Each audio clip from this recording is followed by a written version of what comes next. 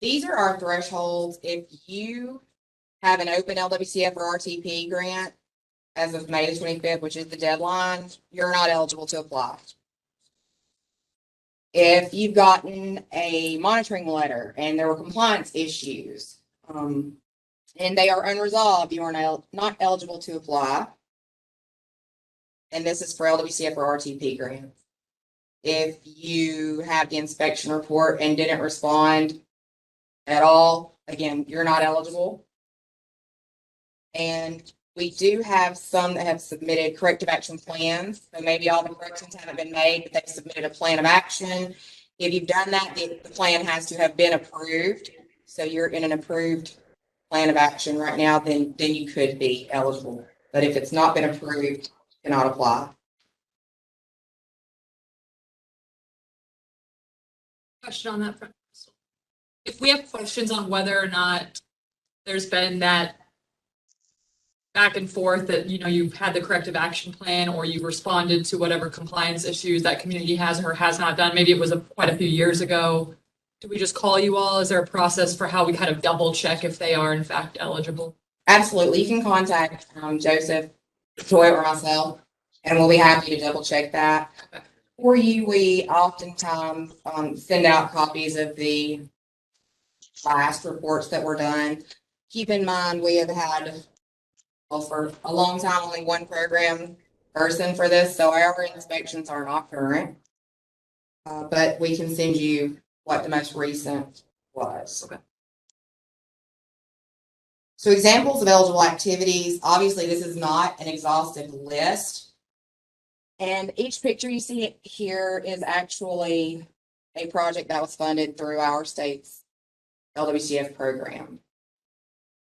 Got playgrounds, ball fields, splash pads, skate park, trails, picnic facilities, any of those things are eligible. It's going to be public outdoor recreation. Indoor facilities that directly support outdoor recreation are also eligible. So your parking areas are going to be support facilities, but concession stands, restrooms, maintenance buildings, things like that are eligible. If you have questions about a specific activity you're not sure or not, please just reach out to us and we're happy to answer those questions. So Can I ask a quick question? Okay. We have a question online. Can a college apply? It would depend. So they would need to reach out to us specifically. It depends on if it's a private college, if it's one of the community colleges. There's also the questions of the perpetuity. So possibly. I know that may not help, but there are other factors involved when it comes to the boards of education as well as community colleges. So back to matching requirement. LWCF is going to provide up to 50% of the total project cost. However, we cannot exceed $500,000. This is a ceiling established by the state of Alabama. You will be responsible for the match, which would be the other 50%, and any amount that exceeds $1 million. So if it's 1.5 million, then you're going to be responsible for providing $1 million.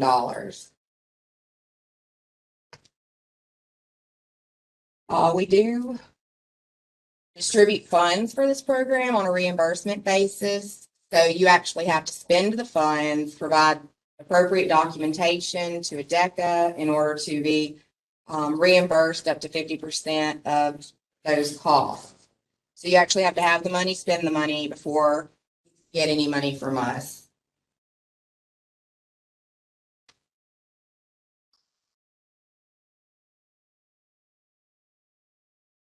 I will mention each one of these also is an LWCF project that we have funded in the past. We've also talked about the grant ceiling, but there's also a minimum grant amount. If your park or proposed park, obviously it's never received land and water, but If your park's never received LWCF funding, we're not accepting applications for an amount less than $50,000. The reason for this is that good old perpetuity clause that says you have to maintain this forever. Back when, in the early days of the program, the 60s, the 70s, there were communities who got less than $5,000 worth of assistance. Their entire park was, placed in the boundary, which we'll talk about later, but the entire park was protected. And now that property could be worth millions of dollars. So if there's a conversion, we'll talk about, but if you want to change the use to something else or someone in the future does, then you're basically going to have to replace that property. So you're talking 5,000, a couple million. You can't pay the money back. It's just forever. So keep that in mind also. If you have a project that you want funding, you don't care that it's less than $50,000, you want it to be protected forever and ever and ever, then you can send us a letter requesting a waiver from this requirement and acknowledging that you have full and complete understanding of the requirements of this program and that you accept those, and we will take your application. So just keep that in mind. I mentioned that we have a brand new state comprehensive outdoor recreation plan. That's our SCORP. That's what we're going to call it from this point forward. Our SCORP actually expired during COVID, which is one reason that we have not been able to obligate funds in a couple of years. We were waiting for our contractor to provide us with the draft document and then waiting for the National Park Service to approve it, and it has been approved. You can find that document on our website. It's going to be under the recreation planning. You're on the LWCF tab. So what the SCORP is it is just a planning document. It's an inventory of needs. It's an inventory of facilities.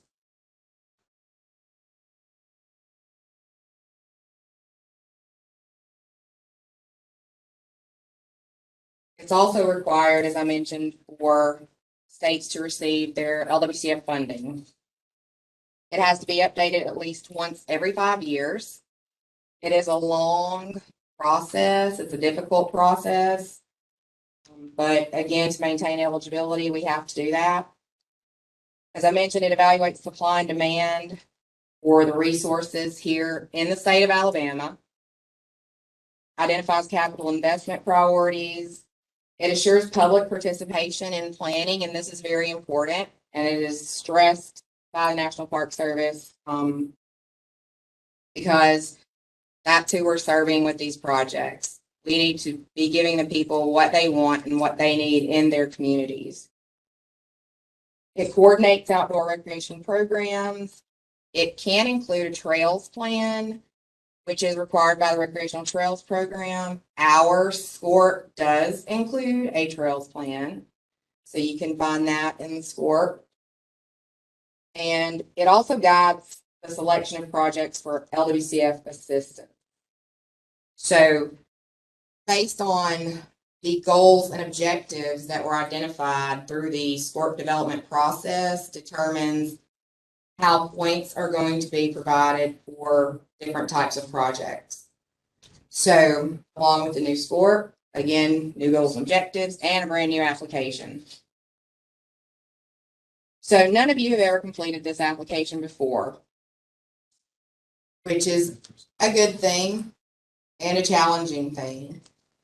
We have not reviewed and rated this application before, so we may find some things when we're looking at it that, we may need to think about this for next time. But again, please bear with us. We're going to do the very best we can, be sure applications are rated fairly and based upon the criteria that are identified in the actual application.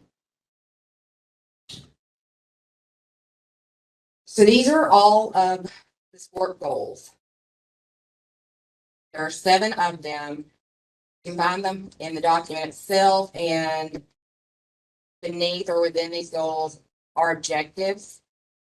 And not all of the objectives are going to be accomplished by the LWCF program, but some of them can. And we'll talk about the ones that can very shortly.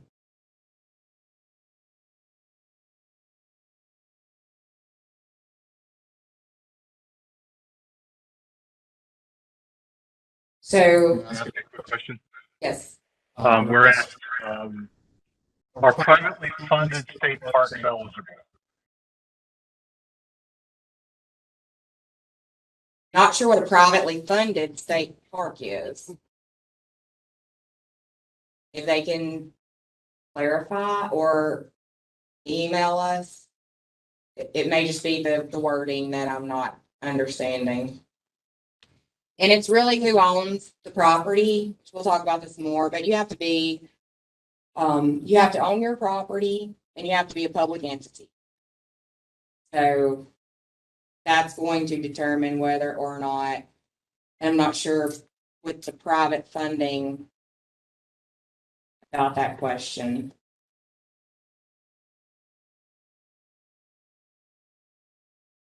So the open project selection process, this is what the National Park Service calls it. We call it the application, basically. So this is how we are going to select the projects that we're going to recommend to the National Park Service for funding.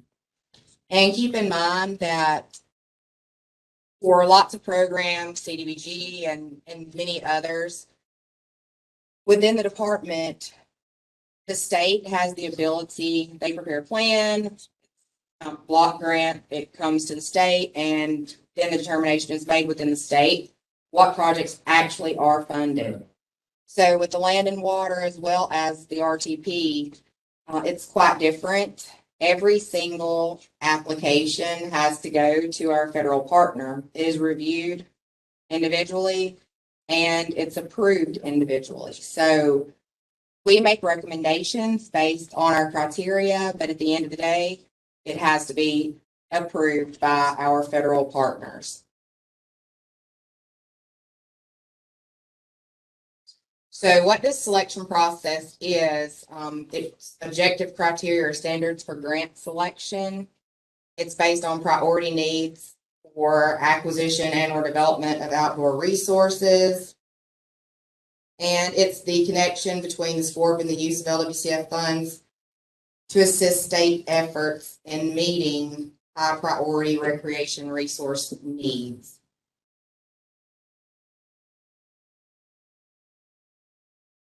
So of all of the objectives that fall under those SCORP goals, these are the ones that will be addressed by our LWCF assistants.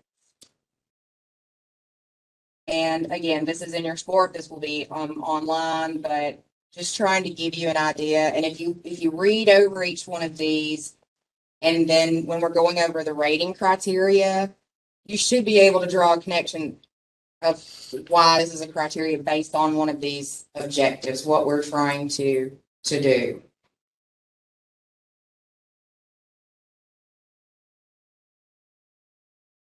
Every application has to include the following documents. I will tell you that I struggled a bit on, and there's a second page to this, on how to present this to you all, because we have PowerPoint, we have a Word document, which is our application, and then we have the SCORP, which is a PDF. And you have to have the SCORP to complete part of the application, and I only have one screen. I can only show you one thing at a time. So I went ahead and did the PowerPoint and then thought, you know what, I'm going to just bring up the actual application itself when we go to talk about it so you can see those documents rather than trying to embed tiny pictures of the pages in a PowerPoint. So this is going to be quick and just general, and then we're actually going to open up the application and take a look at it. So, and I hope that makes sense. It may not be the best way to do it, but I'll know next time. So. And this is going to be the continuation of documentation or actual forms that have to be included with your application. we're going to go over the rating criteria.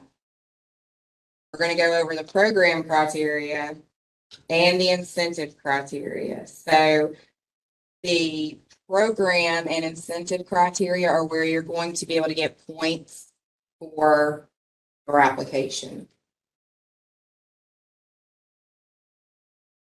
I'm going to go ahead and give you our anticipated timeline. Please keep in mind that these applications, when they come in, we have to read, review, rate them, rank them. We have to go to every single site and do a pre-award inspection. Then we have to get some additional documentation from those applications above the funding line. Then we have to send them to the National Park Service. They have to review them. They will approve or not approve. If they're approved, they send a grant agreement to the state. Then we have to prepare another grant agreement, and there are announcements. So what I'm saying is, if you are in a great big hurry to get your project done, this is probably not going to be for you. And this is a very accelerated. In the past, it's typically been about a year after you turn your application in before you have something tangible in your hands and you can start work. So this is a lofty goal, but we're hoping that NPS will work with us, National Park Service, to try to make this happen so we can get some of this money out to help the people in the state. So that's really our goal. To that end, Crystal, you're not even getting notified that you got the grant by November of this year. You're not even getting through the bid process, and really you're not going to start till next year, like this time next year, probably, like actual work on the project. So it's really a year out from when you might actually start construction of a funded project, correct? Correct. That is correct. And I would dare to say that it's probably not even going to be a year based on our experience. Sure. But I think we're just about over the COVID excuse, other than the fact that all prices have gone up, and we all know that, which we've hoped to account for somewhat in raising the grant ceiling. So we hope that, we can still make those powerful impacts. So this document is online. It's already on our website. I checked this morning. We got it up yesterday. Is there a way to make this where it doesn't have all the stuff at the top? Take a look over top right corner. Drag that expand panel right to the right of it. See that little up arrow, top right corner next to it? Great, thank you. All right, so this is the actual application itself. We're going to take a look at its contents. So this is going to be the most important part of what you're going to be responsible for. Again, if you see any errors, we did try to look at this several times, but we know what we want it to say. You kind of just read it that way, whether that's what it actually says or not. So please reach out to us if you find anything that we may have skipped over. So there is the Civil Rights Act of 1964. Obviously, you cannot discriminate against any person for numerous reasons when you're dealing with federal funds.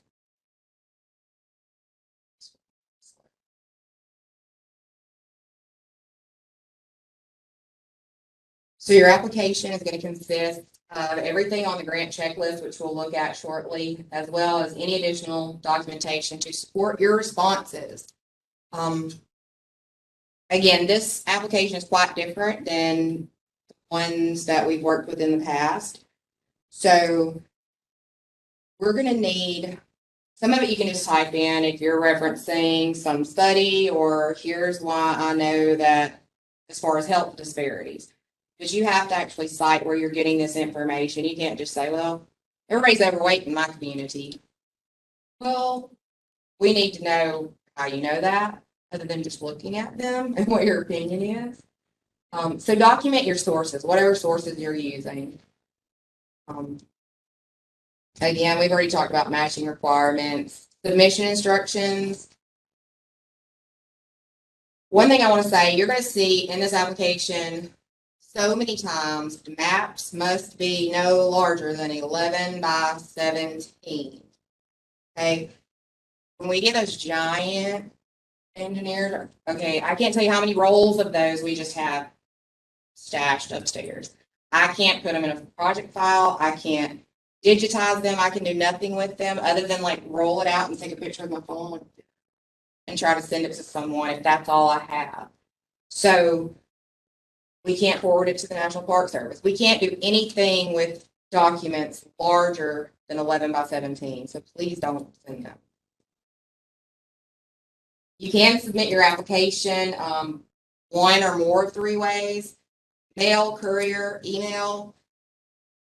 If you are doing UPS, FedEx, make sure it's coming to the actual building, not to our PO box. We have had that happen. And guess what? It wasn't eligible because it wasn't on time. Because it never got here. But you can send that if you want to email it. And previously, we did not accept email applications, but because how everything's changed, we will accept that by email. Please send those to Joseph and myself in the event that it gets by one of us. We can be sure that it's date stamped, it's printed, and it's placed in our stack for reviews. We certainly would not want to have an error on our part, or in the event that one of us may be out of the office for any extended period of time. Then, see here, boldly stated, regardless of how you send your application, it's got to be in our office by noon on the 25th of May. We do send someone down to our mailroom, right before noon to wait on those. And also any that come in the day that they are due, if it's, once we get to about 11 o'clock, those are going to be time stamped in as well. Please do not bring your application, your incomplete application, to our office at 15 till and stand at the desk and try to fill it out. That has happened. We're laughing, but it has actually happened. It didn't score very well anyway, but probably because it wasn't complete. But we're just, take the time, and I realize we're on a rushed schedule. We've got this deadline 6 weeks out. I would love to have it out a little bit further, but because of everything that has to happen after we get it, in order to even try to meet those dates, we've got to get it in as soon as possible. So I realize that you're on a tight schedule. I realize that, CDBG applications and all kinds of other applications are going on, and a lot of things I don't even have any idea about. But I will tell you, if you're looking for this funding, we have more money this year at this one time than we've had before, and probably will have again because we're dealing with multiple funding years. So, do your best, get those applications, as high of a quality and as complete as possible before you get them to us. They keep asking questions, but if a community should not be ready within the 6 weeks, do you anticipate having an annual cycle next year, or can you not say yet? I have a feeling that there'll be another opportunity a year from now. I definitely think that there will be. Obviously, we can't, they did sign the Great American Outdoors Act, but we have to wait until we get an apportionment before we would know if we were going to have an application workshop. If for some reason we did not get enough applications this round to spend all of the money that we have available, we may consider, please understand, I'm saying may consider having another cycle before next year. And I also want to say that just because an application comes in that is eligible doesn't mean that it's going to get funded just because we have money to fund it. If it's a bad application, if it's not complete, if it's just not a good project, it doesn't matter if I have $1 billion. We're not going to fund it. So keep that in mind. And it also doesn't matter if it was late and I have money left over. That's also not going to happen, because I've had that question. Well, you didn't spend all your money, so why can't you consider my late application? Because no one else got that same opportunity to turn in a late application. And this is a competitive funding cycle. We're always asked, are we going to extend the deadline? No. Unless there were some natural disaster or, something crazy. No, we're not extending the deadline. So you can still ask, but I'm still going to say no. We don't have any intentions in doing that. I don't make final decisions though. So I can just tell you that in the past, we have not within the community services unit. I can't speak on behalf of any of the other programs because somebody always says, well, they did it in this. So we're just talking about land and water right now.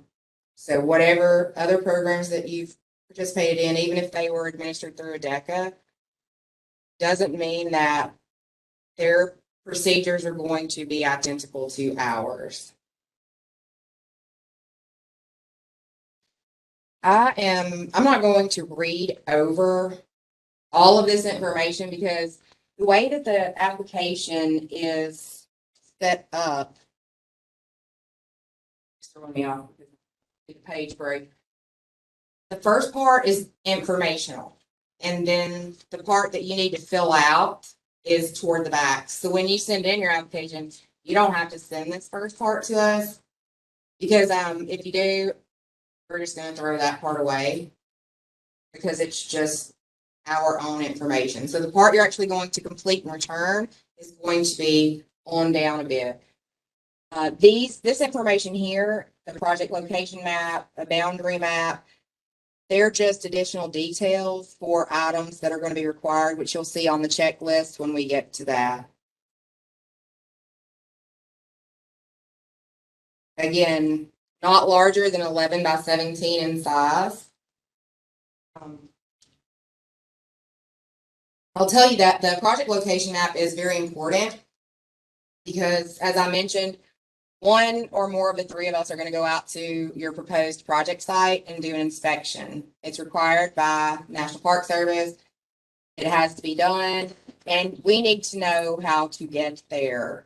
We're not going to call you or ask you to join us or tell you when we're going. We're just going to go.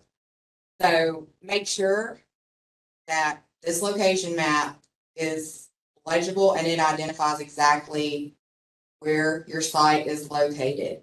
The last group of applications that we had, one of them was, it was going to be a brand new park. So it was just a field, side of a road at that time. But we still need to know exactly where. Back when Maureen was doing this, she and I went out to a site, and I think we rode around for about 2 hours trying to find where the park was going to be. And still, when we left, weren't sure we had actually found the right location. So this is also, if Atlanta comes over and they want to do site inspections themselves, they will go look at different projects. They're going to need to know that as well.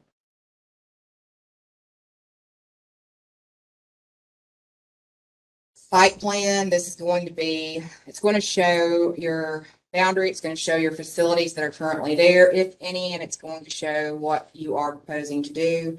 If you know of future development beyond this particular phase or what you're trying to do with this project, I would identify that on the map as well. And then if your project is funded, you are going to have an opportunity at the end to update. We aren't going to have the opportunity, you're going to have to update this map to show those facilities, the changes in future development or proposed activities, show that they actually are there. It says here in red down the bottom, Project sponsor should inform the architect engineer of this requirement prior to entering into a contract for services. This map typically it can be separate from your boundary map, but it's great if they are one. And that's a lot of times where you're going to have your difficulty because your boundary map, which identifies the property that's going to be protected, that has to be used for outdoor recreation forever, that's going to be determined by your boundary map. And there are certain identifying characteristics that these maps have to have per the National Park Service. And I wouldn't want to know that I was going to be responsible for preparing one because I'm not qualified. I don't know how to get all the information that it's asking for and things like that. So you need to be sure that if your project is funded, or I'm not going to say it's not as important, but in the past, we were only required to send these maps in when the project was complete. But there have been a lot of changes to the way the National Park Service is processing applications. And I wish I had brought my diagram that they emailed us, which is, 8.5 by 14, and it's got boxes all over it and arrows going in every direction. And we've not submitted applications under this new process. So we're going to be trying to figure that out as well with our partners in Atlanta's help. But now they require this. If you have a park, and in previous years, they did allow for carve-outs, which is you've got a 500-acre park and you want to build a tennis court. You're putting 500 acres under protection. You're not going to put the footprint of that tennis court under protection. They will go on Google Earth. They will do all types of research. And if they see any discrepancy in your map and what they see, they're going to ask questions. The entire park or recreation area or site has to be placed under the LWCF protection. Did you have a question?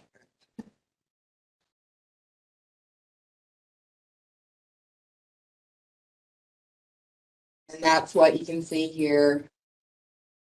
Obviously, if the property is purchased either with funds or match or even donation, then that would certainly be the minimum.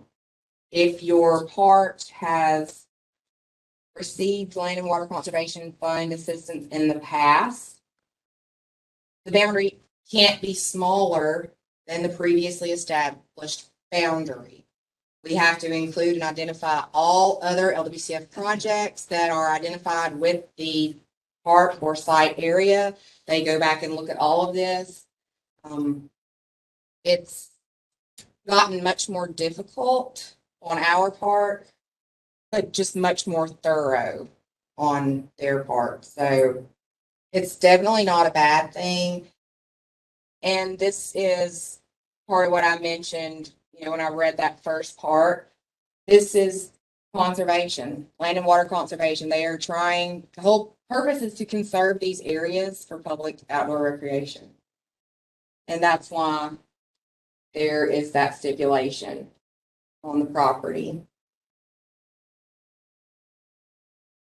Is that from years past, or is that go on the whole piece of property? We received a LWCF grant back 12, 13 years ago. He had just started a 49-acre park. The soccer fields themselves, playground, and splash pad themselves, LWCF. But since then, we've added to that. Not the acreage, but at that point of time, did it secure the whole acreage? So you didn't add acreage to the park? No, we did not. But you added facilities within the, the boundary is the boundary. Okay. And and before you build facilities in existing LWCF boundary, you're supposed to get our permission first. So keep that in mind. Anything you want to do at your park after you get our money are supposed to get our permission. And it may also result in permission from the National Park Service, depending on what it is you're trying to do. So that's another thing to keep in mind for you and all of those following behind you. However, I will say, had you added acreage to that 49 after your boundary was established, your existing boundary would only be the 49. We've had this happen just very recently. However, if you got another grant, even if it was still within that 49 acre footprint, at the time you received your reimbursement and we closed the project, it would have to be all of the acreage. So it would increase by whatever you added to it. It doesn't matter if you didn't build anything over there or not. If it's part of your park or recreation facility, then it's going to be protected. There could be some, what they call donut holes, which we have had some very large sites that no one knew there was a cemetery there until after the fact. So there are just certain special circumstances that we can carve out a portion of the site that's not public outdoor recreation. Anybody have any questions? Yes, ma'am. So essentially, receiving the funding, what amount? Yes. An example, we had an application come in. The park was on one side of the drive or the entrance. I think it was still a city or municipal road, but on this side is the park and on this side is the golf course. The city owned the golf course, so National Park Service said, oh, that's a recreation area, and it's, they're adjacent other than just divided by this entrance, so they need to put that under protection too. Fortunately, we were able to document that it was leased to a private entity, that it was not operated or maintained or anything by the city. So we were able to prevent that from happening, but we have to be very careful and just know they're going to research everything we send them to be sure that we didn't miss anything when we reviewed them here. So if we start breaking ground on something, let's say in between the time that we send in the application, does that affect? Yes, if it's something that's in your application, you absolutely cannot start on those activities. So I mean like another. That doesn't matter. If you've got something completely different that you want to do at the site, that's fine. But when you submit your application, you need to identify what you're doing or proposing to do. If it's not concerning this funding. Yes, even if it's not concerning this funding on that map, that the site map we were talking about, there are also some questions on some other documents that if you score high enough, we'll ask you to fill out some more paperwork. And yeah, you need to identify any known future development for the site. Also, I mentioned, because this is another question that we get asked a lot, about permission. Well, we're going to do this with so-and-so's money. It doesn't matter whose money you're going to do it with. You still have to get our permission because technically the site is under the protection of the act, the entire site. Do you have a list of like the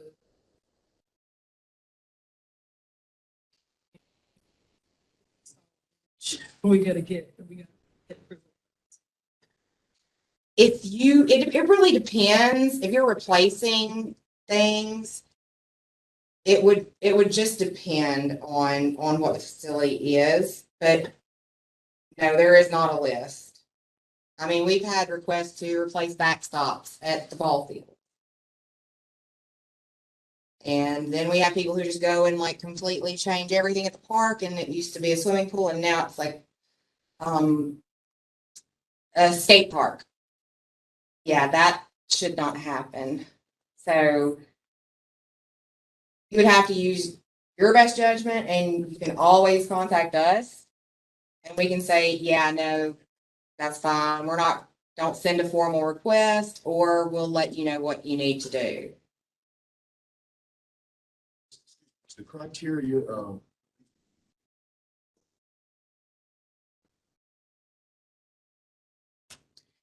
The boundary map is interior. It's the National Park Service. Some of the requirements are federal requirements, and others are ADECA's requirements. There is an LWCF manual, a state's manual on the National Park Service website. You're more than welcome to pull that up and read it. And that's going to tell you what all the federal requirements are.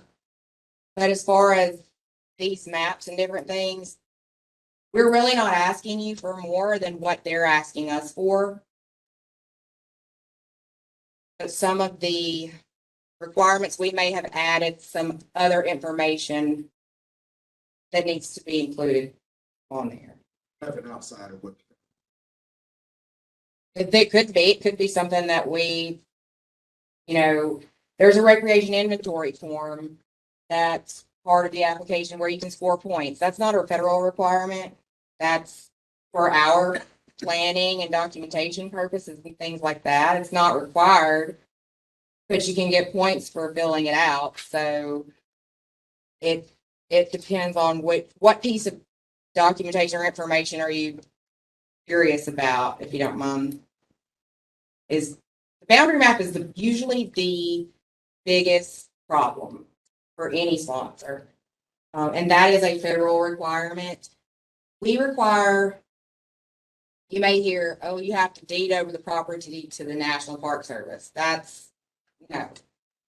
But you do have to record a provision in the deed upon completion of the project that identifies the property as having been assisted with these funds. The purpose of that is, one, to assist us with the boundary, and two, to help in the future if, the city or the county doesn't know that this park is protected. They want to sell it or do something, they go and pull the deed. Oh, wait, this says that we can't do this. We've got to figure something out. So that part is partially to prevent a conversion of use, a change in use. But the map is what the National Park Service is going to use when they determine what your boundary is. So they're going to use the map. And that's why it has to have all of this different information, so that it's really, I want to say, I hate to, but it's for your protection. So they don't say this is included and you say, well, we didn't mean for that to be, it wasn't here at the time, or something like that. So these are requirements by NPS as far as the boundary map.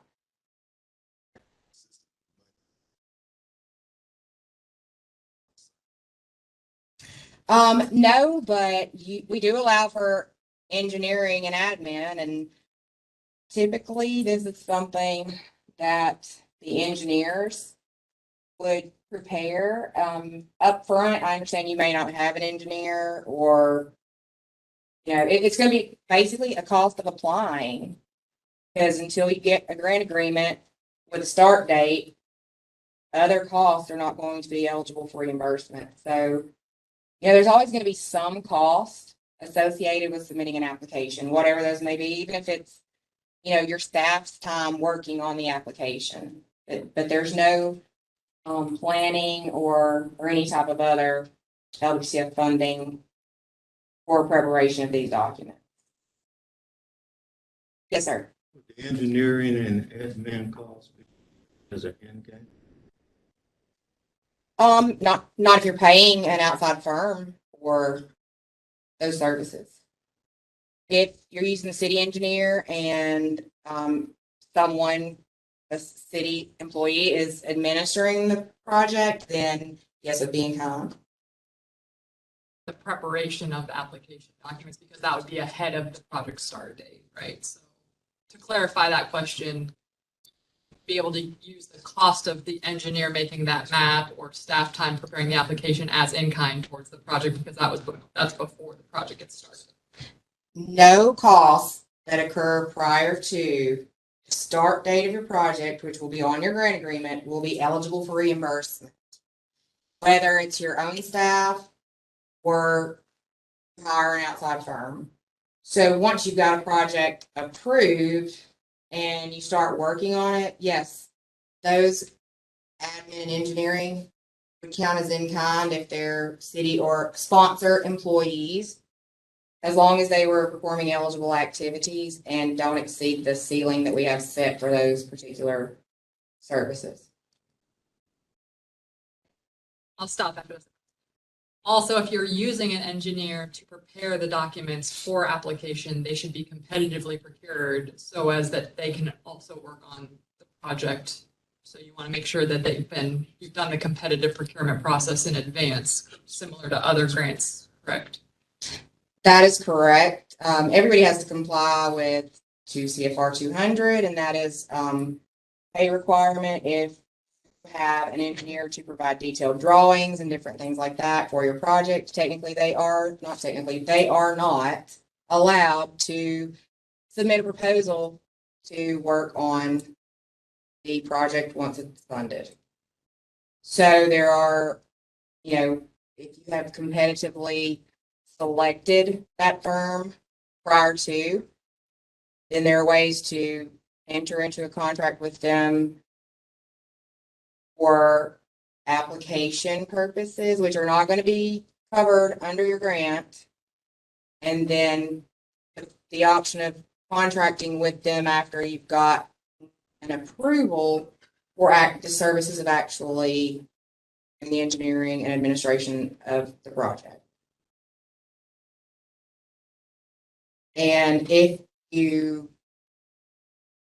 it's funny because we have asked for federal guidance from lots of other agencies, and they can't answer it any better than I just did. There is a form on our website though, and it is a certification form. You can go and look at it, and it basically explains.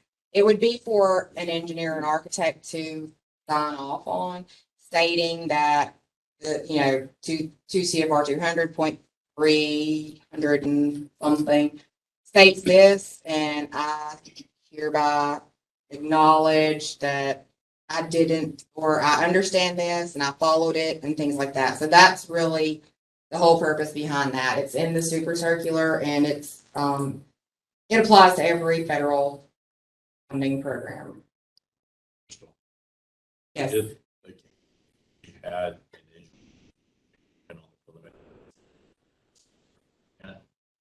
and they weren't going to be eligible back in to be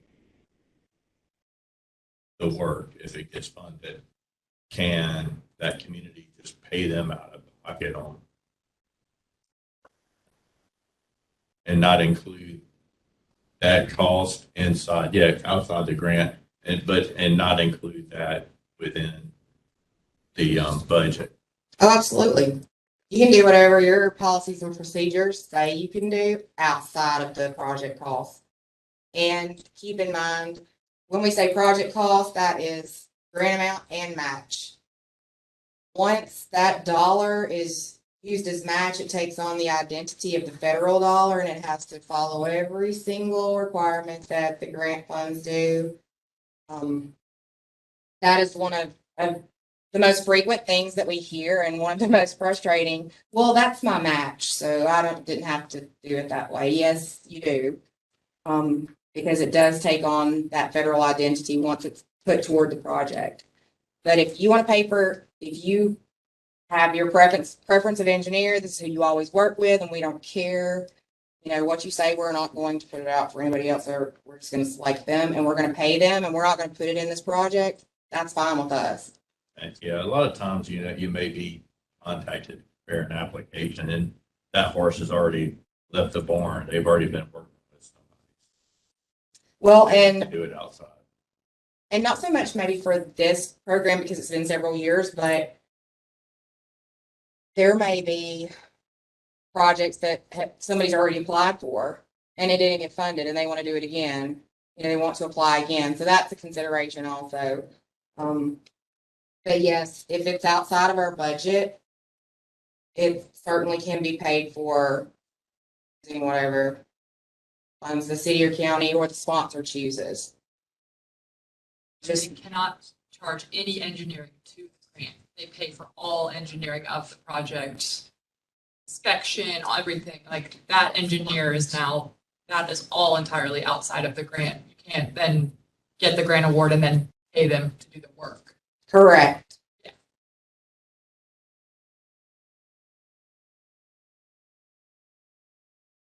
Just a second, did you say that it would be good if you combine the boundary?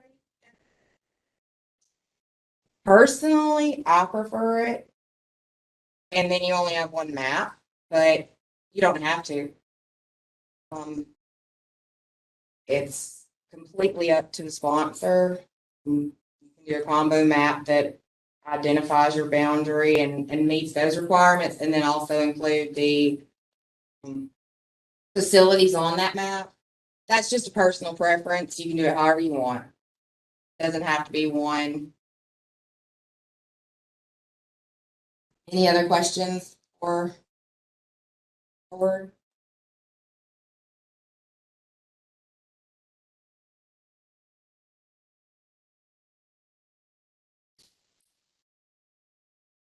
It's not scrolling very fast. I apologize. These are just some general conditions. You can read those. Park roads. This is a big one. That this causes a lot of changes in use. If you have a boundary and say, I'm going to give a different example, then we'll talk about park roads, but it's on the highway and DOT says, hey, we're widening that, got a conversion on your hands and you are responsible for replacing the property that they're encroaching in that wants the park. You're responsible. Sorry, I know you didn't really have a choice in it, but it's a conversion. You're changing the use of that property, even if it's 2, 3 feet, however many feet there. Park roads. They're not to be used for private industry or homes.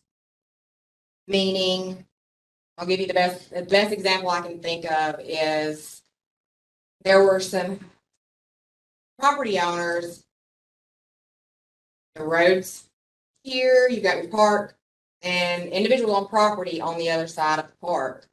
They're landlocked. So they're using that park road. It's the only way that they had currently to get to their home. You can't do that. They, you can fix it, whatever means necessary, but park roads are dedicated for park use. Back in the day, some time ago, we did not approve paving for park roads or parking areas, but we do allow that now. So keep that in mind. And even if we don't pay for it, it still has to be maintained for park use only. And if your park is split by a public road, then you're going to have some boundary on this side, some boundary on this side. If it is your park entrance, then it's going to be included in your boundary. And if you have questions about that, we're happy to take a look at the site and answer those on an individual basis. But just know that park roads have to be dedicated to the park or park entrances or whatever you would like to call it.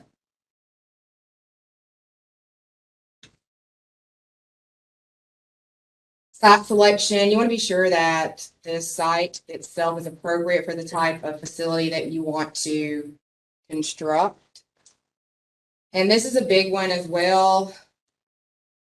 Once we've committed funds to your project. If it's awarded, you've got a grant agreement, you have 180 days to start construction. We have a timeline that we have to follow with the National Park Service. And even at this time, all of our projects are taking way, way too long to complete. There is no, I'm not gonna say no. There's probably not a very good reason that any project funded under this should ever take more than 2 years. And that's pushing it, in my opinion. Grant agreements are going to be for about an 18-month period. And we do expect you to be complete within that 18 months. And then you have about 90 days to get it closed out. And that oftentimes also doesn't happen, but it's a federal requirement. The state has 120 days to close it out on the federal side to get the money and get it paid. So we have to impose that shorter time frame for our sponsors so that we can handle what we have to at our level with the feds in order to close out within the project period. And I will tell you that a few years ago, say it was the 2014 project, so it's probably about 2017. Once that time expired, the feds pulled the money out of our reimbursement account. So it was just gone. We couldn't draw down the funds. We had to beg and beg and beg them to put it back, and then we had to wait forever, it seemed, to get them to put it back. So they're very, very serious about this. And I think that the system, they're using Grant Solutions. I think that that system, I'm not sure how it is interacting with ASAP, which is how the funds are drawn down, but it automatically pulls it back after that closeout period has expired. So another thing, if you get your project completed in a year, but we've given you 18 months, the closeout period starts either when you complete your project or when the grant expires, whichever comes first. So just because your agreement doesn't say that it expires for 6 more months, if you finish your project, your clock is ticking. So that's something we have to be very careful about because we have been fortunate enough in the past to get those funds returned to us. That doesn't mean that they will continue to do so because it just shows a pattern of poor management. Got to get these projects done in a timely manner. And that actually ended up costing a lot of people a lot of money when COVID hit because they hadn't gotten far enough on their projects, and then all the prices went through the roof, and then now I can't do my project. So there are lots and lots of reasons. So if you know your project is way far in the making, you may want to consider waiting for another funding cycle. Projects need to be ready to, start actual official design and things like that. Hiring these people and getting a contractor out there to start on these facilities.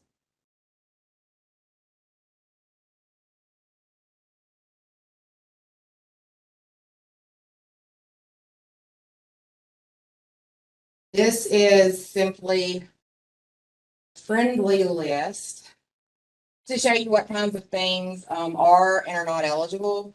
Again, if you have a specific question, you're not 100% sure, maybe kind of iffy, just reach out to us. We're happy to try to talk it out with you. There may be a way that we can maybe tweak the design, but you still get the desired effect, and then we can still help with funding. So if you have something you're not sure, just reach out to us, and we're more than happy to take a look and work with you to see if we can find a solution that can be included in the grant.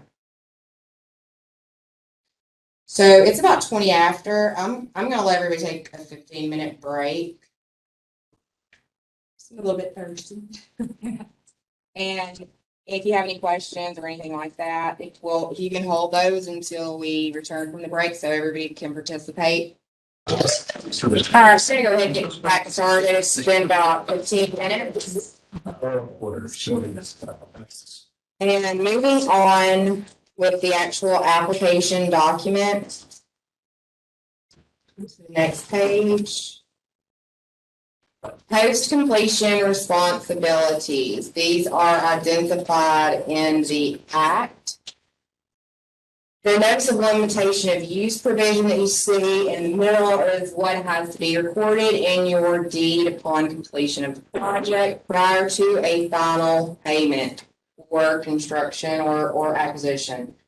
So you need to read this very thoroughly and be sure that it is something that you want to take on before putting a whole lot of work, money into an application. And I really can't stress how often these conversions of use occur. And with these projects, they really don't ever close because I don't even remember the date, but I'm working on a conversion on project number 78. Think about this started in 65. And we're at 1,079. And some of those years, it only had one number, and it was like 640A, 640B, 640C, all through the alphabet. So then you have to add all of those sites on here. So it happens, and after 40 and 50 years, people don't know. If you don't keep your acknowledgement sign up, you don't keep this information in mind on file, let it be known it's going to happen. So we spend a large majority of our time on projects that closed up to 40, 50 years ago. So it is a big deal. And I know you may be thinking, well, I won't be around to worry about it, but somebody will, and they'll be thinking of you when they are working on it. I promise. Utility lines within your boundary area, they should be placed underground. If they're along your drive, in sort of the right of way, even if it's your park road, there are certain exceptions, but you have to identify any utilities or easements. There are also some exceptions when it is possibly just getting, we've got phone lines, different things like that. So if you're unsure, we're happy to answer any questions. It's mainly for two reasons, actually, aesthetics and safety. Obviously, you don't want wires over your ball field to your lights. And nowhere that there is going to be a gathering of individuals participating in a recreation. You do not want overhead utilities. So if you have a site and you're just wanting to do an improvement and you have overhead utilities, you can certainly include the cost of relocating those underground in your application. It is an eligible activity. So relocating those lines is eligible for assistance, along with upgrades and improvements in accessibility. Obviously, those earlier parks did not have to comply with ADA. It didn't exist at that time. So there are a lot of facilities where sponsors have maintained them very well, and they're still usable, but they need some upgrades. And so those are also eligible activities. You can have a whole project that is nothing but, making accessibility improvements to an existing site. Or it can just be simply a portion of a project. I mentioned an acknowledgement sign. We have sign specifications. The best way to keep from conversions from occurring and make sure that the public keeps you in check is to have this sign. Because if they go and it doesn't look good, or something's broken, or this, that, they're going to call us because they're going to see our name on the sign. Then we're going to go out and do an inspection, and then we're going to write your report. So this acknowledgement sign is required. We are required to go out and do post-completion inspections at least once every 5 years for every site. So it may have been 10 years since somebody has been to your park and sent you one of these, but I promise you it's coming. So if you've got one and you need a new sign, let us know or go on our website and you can download those specifications.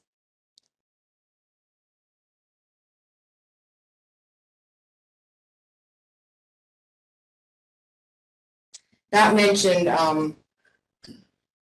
designed, programmed, and operated.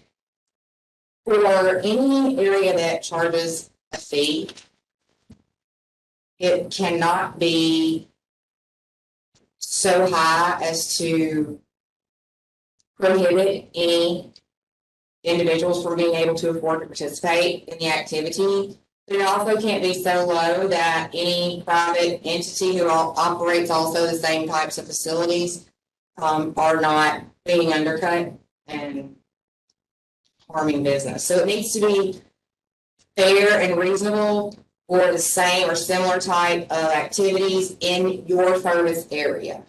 So keep that in mind. We don't have a lot that charge fees, but some of them do.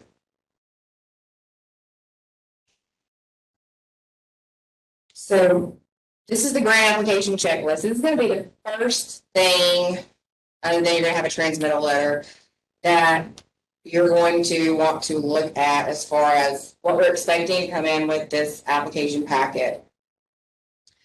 Letter on entity letterhead signed by the chief elected official, and these are the list that was on PowerPoint that we looked at earlier. The application cover sheet, if you see a page number or appendix, that's part of this document itself. There are some examples of a resolution, citizen participation documentation. Doesn't mean you have to use that, but it's just an example if you're unsure of what it needs to look like. Got a project cost estimate. That one is our form, and we'll get to it shortly. Detailed project budget with descriptive narrative.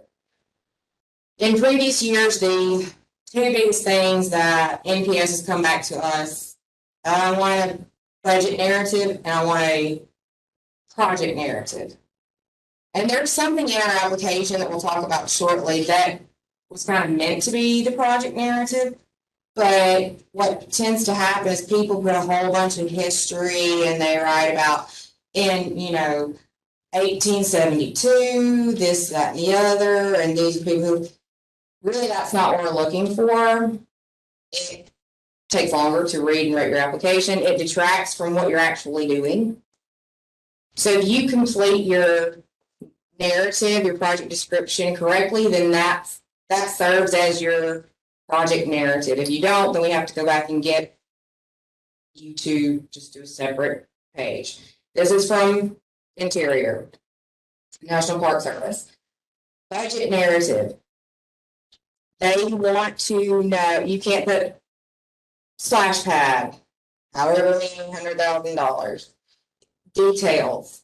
If you're estimating in kind at $30,000, how did you come up with that number? What does it include? Are you going to be using equipment? Are you going to, they want details of as specific as you can get without going crazy.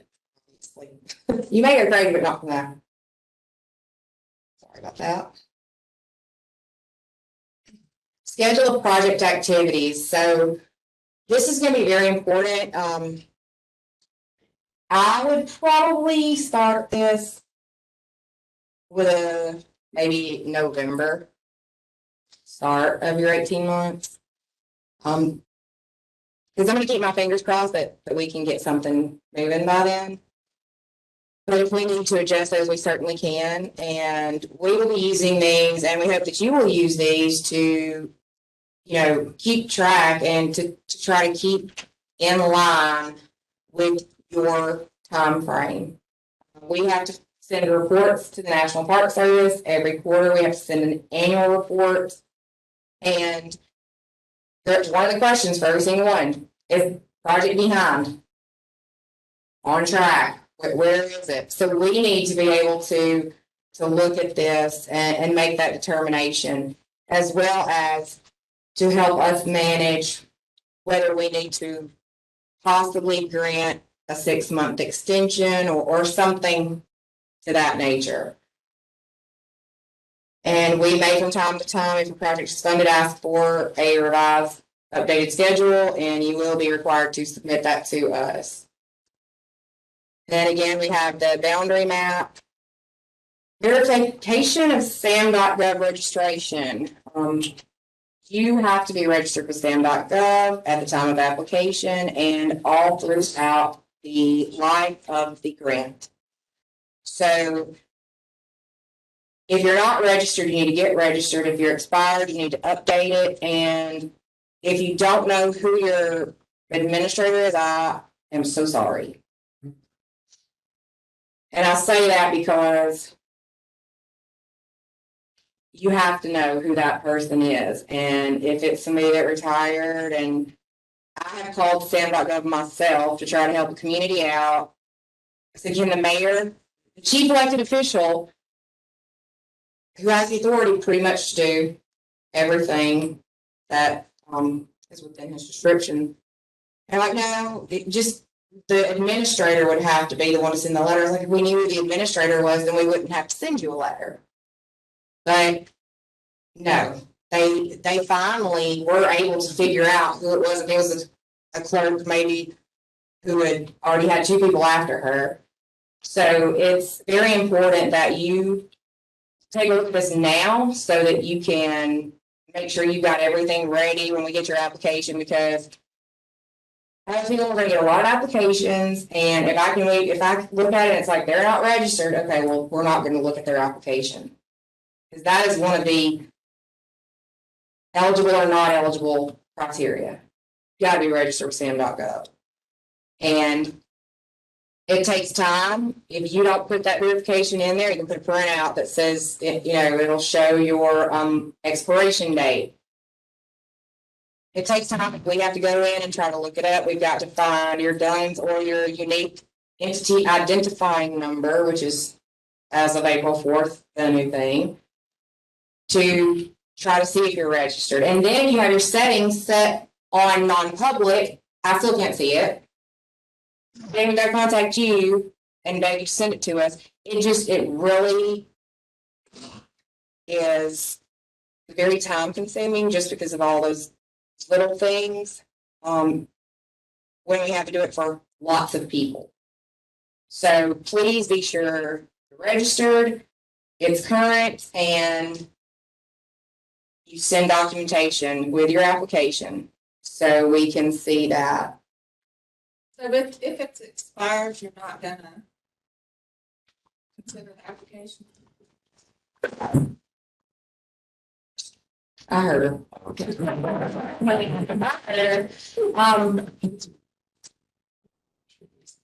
I would say unless it expires, unless you're, and you can technically redo it before it expires. So if it were me, I'd just make sure it was updated, and then by May, it's going to be active. If you're coming up on possibly expiring between now and then, I'd go ahead and update it.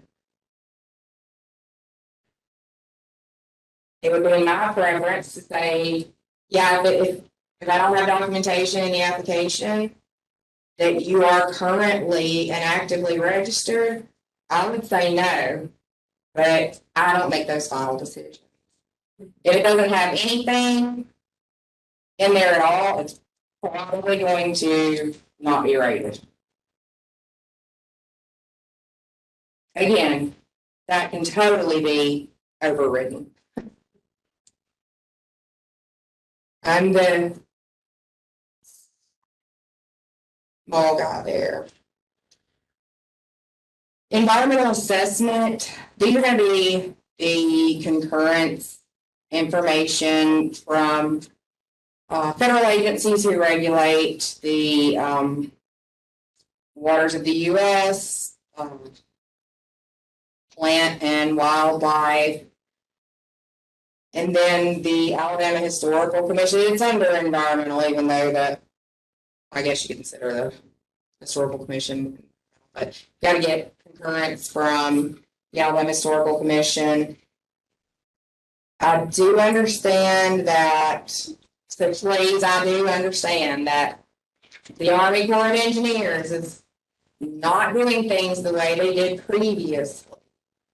If your project is not going to impact any, I guess, navigable waters of the US, then put a memo in it and say, this doesn't apply to our application. If you don't put anything, we're gonna be trying to say, hey, you didn't send this, but if it doesn't apply, and you tell us it doesn't apply, then boom, we're gonna move on.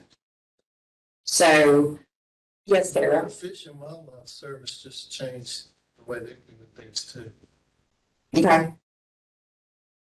If we send out concurrence requests and don't get them back within the 6-week timeframe, do you just want a copy that we show that we've submitted the request to these different agencies within the application? Yes, and if you're sending them all the same documentation, then I would ask that you send us a copy of that. If you're sending each one something different or one includes something the other one didn't, I would ask that you include each one.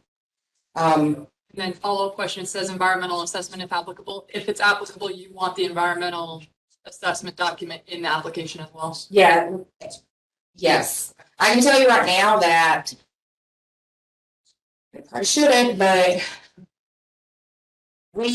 they're not going to approve. Previously, in the federal grant agreement with the state, they have had some, a place where they would put special conditions. And it basically was, for the most part, had to do with the, cultural resource assessment and things like that, if one was required. You're gonna have to do that prior to.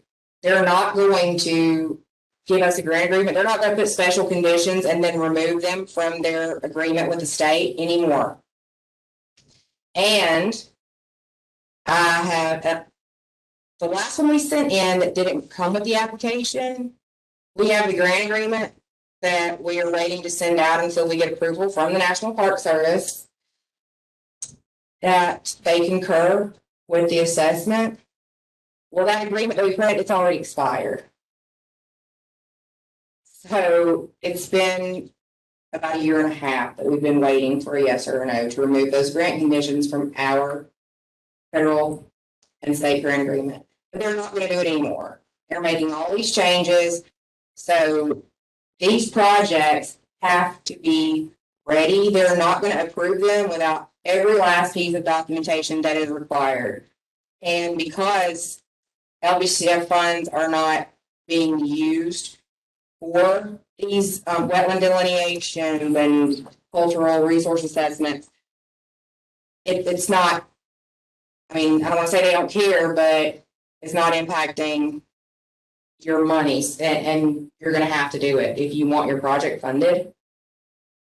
Now, I will tell you that this is something I mentioned earlier. If your application scores in the funding range, then we would reach out to you at the same time we would let those that did not know that they weren't selected. And we would ask you for some additional documentation. Those are going to be the federal forms that are required. Purpose for this is to try to cut down on some of the review that we have to do on the front end for projects that are never going to move forward, and also to prevent you all from having to complete all of this stuff if your project is not even going to be recommended for funding. So at that time, once you know we need this additional information and we're going to recommend, then you need to get on every bit of the environmental. So this is really referencing the concurrence letters, but if they're telling you that you have to have those surveys and this and that, I can tell you that we're not going to get a grant agreement until it's done and approved by the National Park Service with an application. Joe, you look like you want to ask me something. How'd you know? The environmental assessment, it says if applicable, but it almost seems like you just gotta do the thing anyhow. Well, if you're not dealing with any water, you don't have to, you have to document, you have to tell us that, but you don't have to get anything from the Corps about a permit or anything like that. And, some of these are not applicable. We're talking about the crossing, public right of ways, hazardous materials survey. And then the environmental assessment, the very last thing there. Oh, not even up there. Yeah, okay. Looking too far down. That's on our website. That is the format that the National Park Service wants the actual environmental assessment to be in. If you've already had one done, like a EA phase 1 or whatever, they'll accept that. But there's a format on our website that they prefer it to be in, and that's going to be your full assessment that would be required after. We would let you know, hey, we want to recommend your application. Here's all, if you're still interested, send us all this other stuff. So the, also the water obstruction and encroachment permit, say, for example, or the project was maybe a put in and take out like a blue way, you'd have to get this permit. If it required a permit, you have to get the permit. Yes, and that would be something that would need to be submitted with the second part of a recommended application. Okay, so on the front end, we would have to do it, but if you're going to recommend it for approval, you'd have to get the permit, I guess, that. Anything that applies to the project, is, yes, we have to have it all there, not funding anything with any conditions associated with it. It has to be ready to go.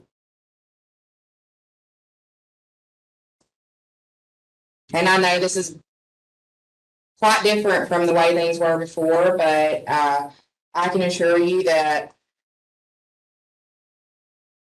it did come from the National Park Service. We still get the memos from them, even though we didn't have the availability to utilize our funding at the time. Copy of deed to the property plat or other legal description. We do, yes. I've got a quick question from online. How is tribal consultation handled via SHO or via NPS? Previously, we were, And that's state historic preservation officers, if I'm correct. no. Tribal, state historic preservation office is gonna be out on historical commission. You've got to get their sign off, tribal concurrence.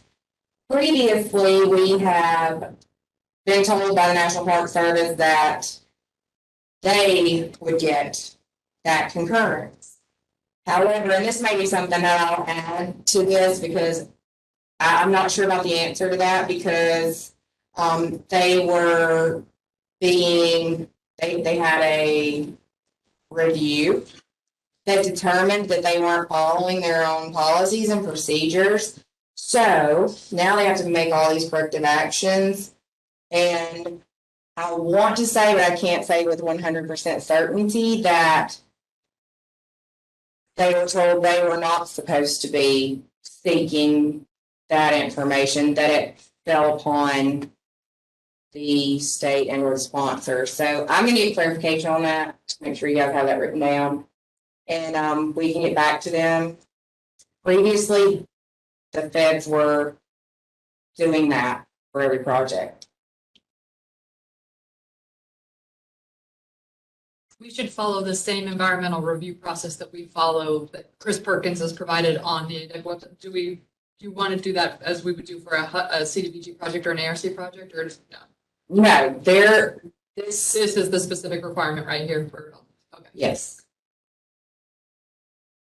There's also, and I don't have it here, but on our website, there is the agreement with the Alabama Historical Commission of what types of activities are, don't require the concurrence, and unless you're replacing an existing structure that is going to be pretty much the exact same place that it already is now, then you probably need to go ahead and get with them. after talking with Stacy at, the commission, there evidently was some confusion on what was meant versus what was literally written. And that was something that was going to be updated that has not been updated. So it's a memorandum of understanding between NEDECA and the Alabama Historical Commission. The most recent one is on our website. If you're not sure, just reach out to us if your project qualifies for that. And there's also going to be, Sarah, they've got a new form, the application form, which is part of that second submission if you're selected. That'll come in. That's going to be similar to what some of you may recall was the PDESF. So it's a updated version of it, and it's not perfect. If you have questions about filling it out, we're happy to help. But again, that's not for you to worry about at this stage because it's not required for this portion of the application. But it does go into the environmental assessment and addresses those things similarly to the previous form that it replaced. So the copy of deed to the property, we do need a copy of this description. We have had some issues in the past where the deeds we received, it wasn't even for the property that they're trying to do the project on. But fortunately, we have a great GIS team that helps us with that because I personally don't have a clue how to do it myself, but they read those descriptions, they get us nice maps so we can see what property this is identifying to be sure that it is what you have actually provided on your map for the boundary. So, and your deed may encompass more property than what's in your boundary, and that's fine. We can deal with it at the project closeout. But you need to be sure that whatever is in the boundary is on that deed or deeds, if it's multiple parcels, that you provide to us, because we will be checking on the front end on this. Because that has become a problem for some that we did not do this in the beginning stages. And if you have an acquisition project, you're going to have to include in your application documentation that the seller is, willing and committed to sell the property. Obviously, you're not going to be held to it. If something were to happen and they back out, well, we'll just terminate the project. It's fine, but we need some type of assurance that this sale is going to take place, that they're actually willing to sell.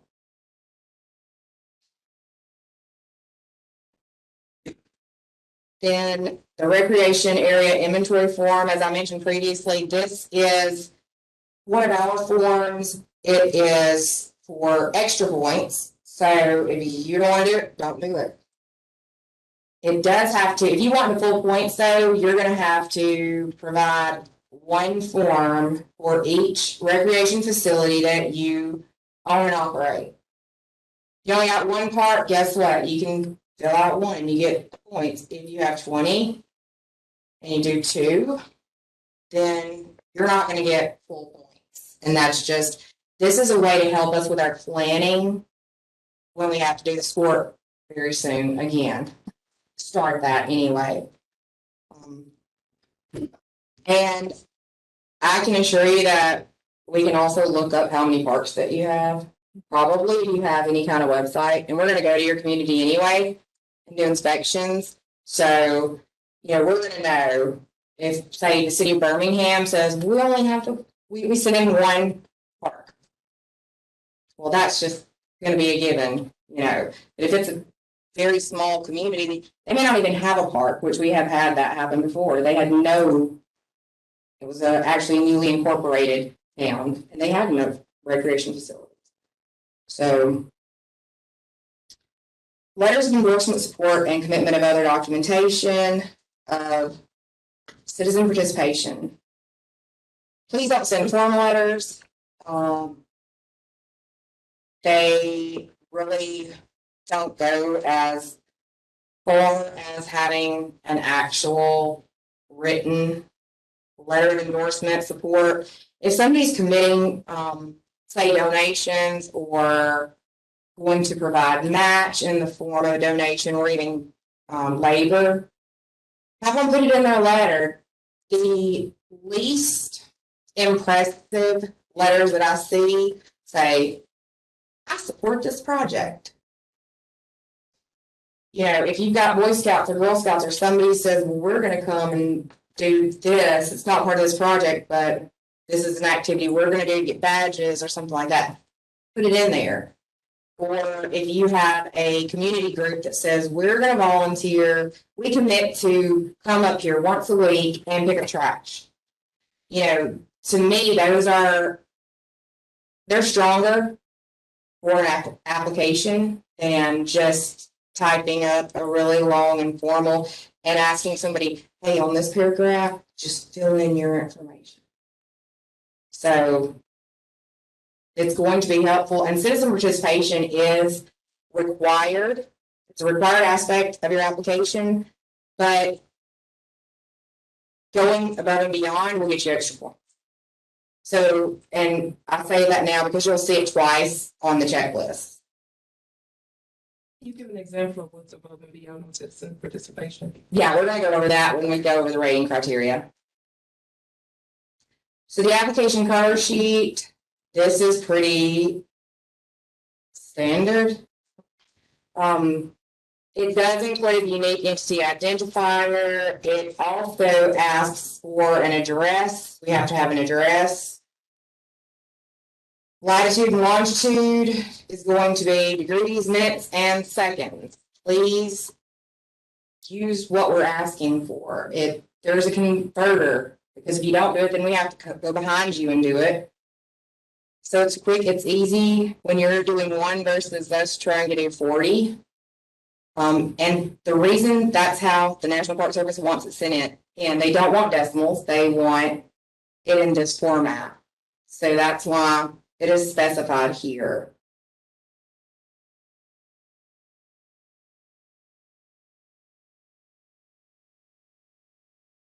And again, and that's from the center of the park. I'm not sure why they want it from the center, but again, that is their, not the entrance. They want it from as close to the center of the boundary as you can get. And again, I don't know what purposes that serves for that location, but my thing is just give them what they want. It's a lot easier, and I'm sure there's a reason, even if I don't know it. Then the last couple things on here, applicant contact, name and title, grant administrator, name and title. These people need to be people who are going to know what's going on with the application and can answer our questions when we have them. So this is also going to serve as people who will be CC'd on emails and different things when we have different correspondence. Be sure that you have somebody here who is actually going to be checking their mail or email on a regular basis. They're going to know what LWCF even is and that you've submitted an application, because it sounds funny, but you may or may not be surprised. So also, if you have changes in staff or something like that, and it's in between the time you have submitted and we have done a review, please let us know. Just say, hey, don't contact this person anymore, give us a call, shoot us an email, because that's who we're going to be reaching out to. One city, I've been calling and emailing the clerk for about 4 months, and I finally just was like, I'm just going to call the mayor. So like, yeah, he don't work here anymore. But nobody told me, and no, they didn't update their website. So all that time was pretty much wasted because no one knew I needed something, and it was going directly through them. They didn't have a grant administrator. And yeah, it sounds like that's a lot of time to wait, but when you're one person working both programs, sometimes that's as quickly as you can get back to it. And these were multiple attempts. So just let us know when these individuals change. And I do always recommend putting two different people. Sometimes people will just put themselves in themselves. And I just think it's going to be better for the entity if you have at least two people who are getting the same information, especially if we're reaching out to you for something we need for this application or to make a determination. So project description, this is where I was talking about as far as the project narrative. There is a specific, we also not only have to submit these just by email to the National Park Service for them to review, but they have to give us a go-ahead, and then we have to upload them to grants.gov. And one of the requirements that they specifically have is the project narrative. So if you don't make it clear and concise here and kind of provide what we're asking, then we're going to reach back out to you and ask you to do that. It's not on the checklist because it's the same thing this is. So if you do it here, then there's no point in adding another thing to tell me to send me the same thing over again, which is something that I love about another program that I work with. Estimated cost of project. These actually, like, you can, I can put, you can fill this out here. So, When you say concise, are you saying a couple paragraphs or are you saying a couple pages? oh gosh, no, not A pages. couple paragraphs. I mean, what are you going to do? Why are you going to do it? And Sure. yeah, Because I know that other applications have like a page limit to how you respond to a certain prompt. So this is just like a quick snapshot, a couple paragraphs on a nice long paragraph or two on your like the nuts and bolts. I would say yes. Got it. Sorry, I just have never done LWCF before. So that's fine. No, it's fine. And again, this is only, it's not a pre-application, but there's another a federal form that will have some additional questions specifically broken out. So then here, your estimated cost of project. If it's 1.2 million, put 1.2 million, even though you can only ask for 500,000 and you're required to match it by at least 500,000. This is a lot easier because it's dollar for dollar. Sometimes people get very confused when the percentages are not equal, but it's obviously not going to be 50-50 if you have a $1.2 million project. Local official signature, title, name type, and date. Also, if your local official changes between now and the notification of whether or not you're going to get some money, we would appreciate it if you would let us know. We do try to go back and double check before we send out official correspondence to the chief elected officials, but again, sometimes websites are not updated. I was just thinking of a circumstance where Kim actually called the county commission and asked for the email address for whomever. And then it came back, well, he's not even on the commission anymore. But that's what she asked for, was his email address. So that's what they gave her instead of saying, well, he's not on the commission, or anything. So we learned how to better phrase our questions to confirm, but sometimes we do make those attempts and still get the wrong person. So this is going to be really the meat of your application. You don't have to fill this out. You can if you want to, but you're going to be wasting your time because we're not going to look at any of the points that you award yourself. The majority of time, unless somebody just doesn't answer one and they know it's NA, everybody always gives themselves all of the points. At some point in time, you did self-rate your application, but don't do it unless you just want to see if you can get guess how close you are to what your score actually is. We don't publish scores, but we can provide the list and the ranking and things like that. Or if you want to see your score of your application not selected, we will give you TA, we'll meet with you, we'll do whatever we can to help you for future funding cycles. So these are the things that we're going to look at to determine just kind of basic eligibility. Are you an eligible sponsor? If not, your application is not getting reviewed. Adequate citizen participation. And this, when we get down to program, we'll talk about above and beyond. So you have to have some type of citizen participation. And I'm going to tell you, Sarah, you mentioned, and I just happened to think of it, the letters requesting concurrence. It is quite frustrating when the due date for the application is May 25th, and on May 23rd, you sent a letter requesting concurrence.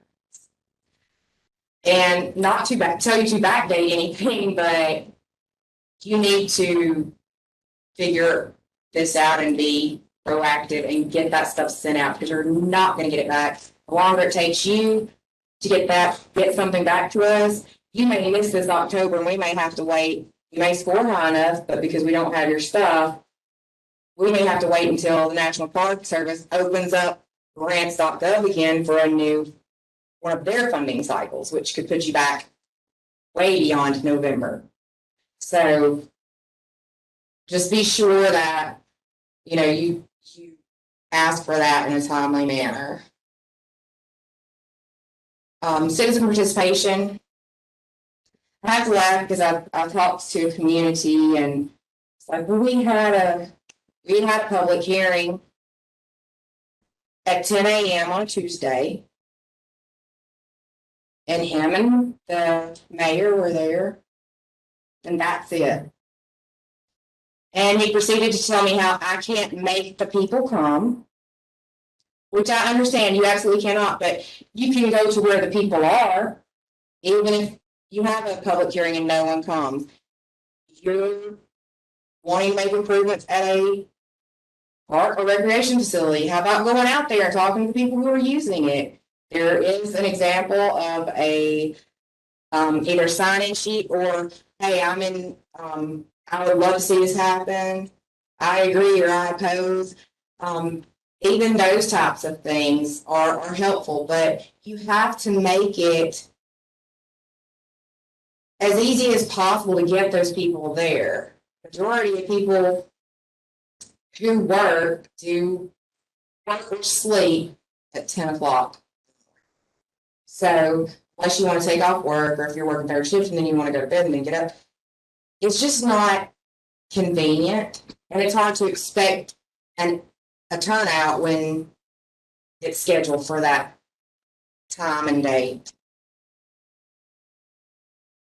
Eligible activities, if you're proposing something that is not eligible, then your application is not going to be rated. If you have say you're going to be doing 3 different things, and one of them is not eligible, we will rate your application, and then if it scores high enough based on those other 2 activities, we'll get updated documentation. So we're not going to throw it out just for one thing, but try to be sure if you have something questionable. Most of them are pretty obvious, but if you have something that you're just not sure. Adequate control and tenure, we've already talked about. Property ownership and the legal authority to make improvements to the property. Please don't include property in your boundary that you do not own, because per the National Park Service, you can designate someone else's property in your boundary. And then when you realize you've done it, then you have to replace that property with property of at least equal fair market value and usefulness, and it can be quite expensive. So boundary maps at closeout is your boundary, period. If inadvertently included someone else's property in your map, you've committed it and you're responsible for it, for ensuring an acreage that is preserved and conserved for public outdoor recreation. So, and that's why we ask for your deeds and things like that, so we can go and look at things, and they do check who actually is the owner of the property, and they provide us that information here at ADECA. So we ask for as much, and we try to help as much as we can. Resolution, adequate boundary map. On that one, we would reach out and try to get something that's correct if you've sent in something that's fairly close. So it's not a deal breaker, but it has to be yes before anything else can happen. The resolution, and then these next three are going to be those thresholds we talked about. And then unique farmlands, if you have a question about that, most of the time it does not apply. It's taking a lot longer than I thought, so sorry. Because this is just now the good stuff.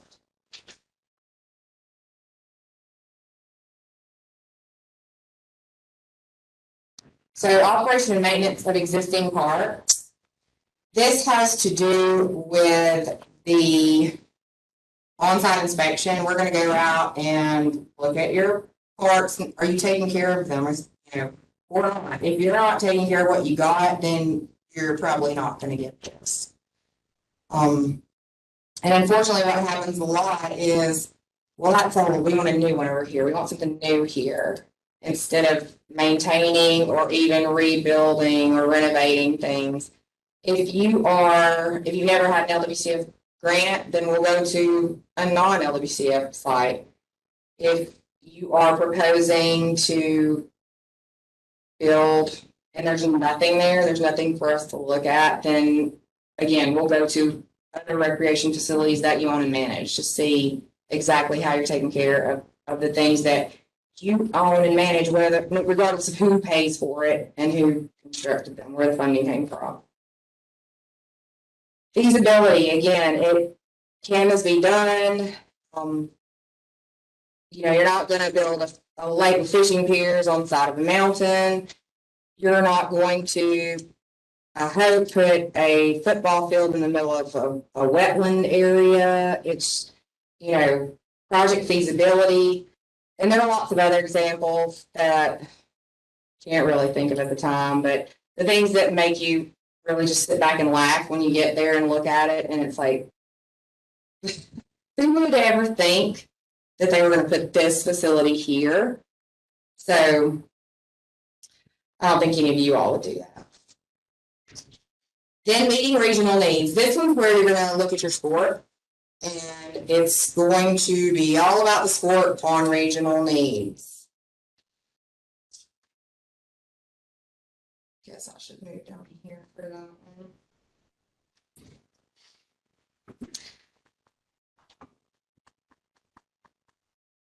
So barriers to participation. It tells you exactly what to do. It's chapter 4 in the SCORP that you're going to go to. For timeliness purposes, and that starts on page 36 of the SCORP is the chapter you're going to be looking at for the regional needs. First thing you're going to do, okay, well, we're in region 1. If you don't know what region you're in, look at the map and figure out which one covers your county if you don't know. Regions 1 through 12. Then you're going to go down here, you read this. Table 4.1. Look in the SCORP at table 4.1 and look at the barriers. Now there are, this is where I really struggle about trying to put pictures in the presentation and look at the application at the same time. Seemed like a large duplication of effort, but might figure out a better way by next time.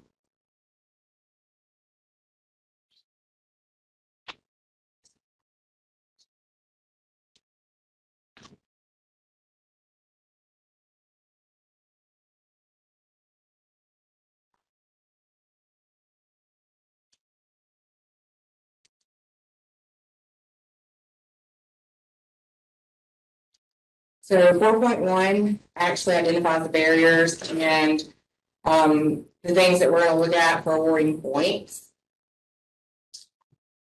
Then you're also going to utilize, this shows you what counties are in Region 1. And at the bottom of this particular page, and each region has all of the same information specific to your region. So be sure you're on the right region for the area that covers your city or county or entity. So the only 4 that we're really looking at are these top 4 here in red.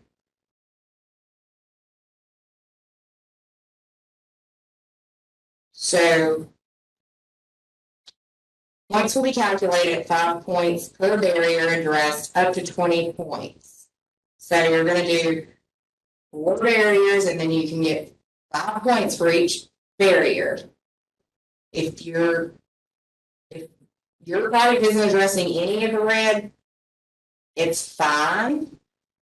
Maybe it's not, but maybe it is something needed, wanted in the community. You're just not going to get those points. But it's not a project killer. You would check yes or no, then you would list the barriers individually, which is going to be example, no facilities nearby, too far to travel. Well, my project's going to address that because it's one of the high priority barriers that's here in red. And then after you identify the barrier, you're going to scroll down and tell us how your project is going to address the barrier to participation. Just because you list the barrier and you don't tell us anything, then you're not getting points for it. At least not 5. Unmet demand. This is also going to be related to a table in the score. And this table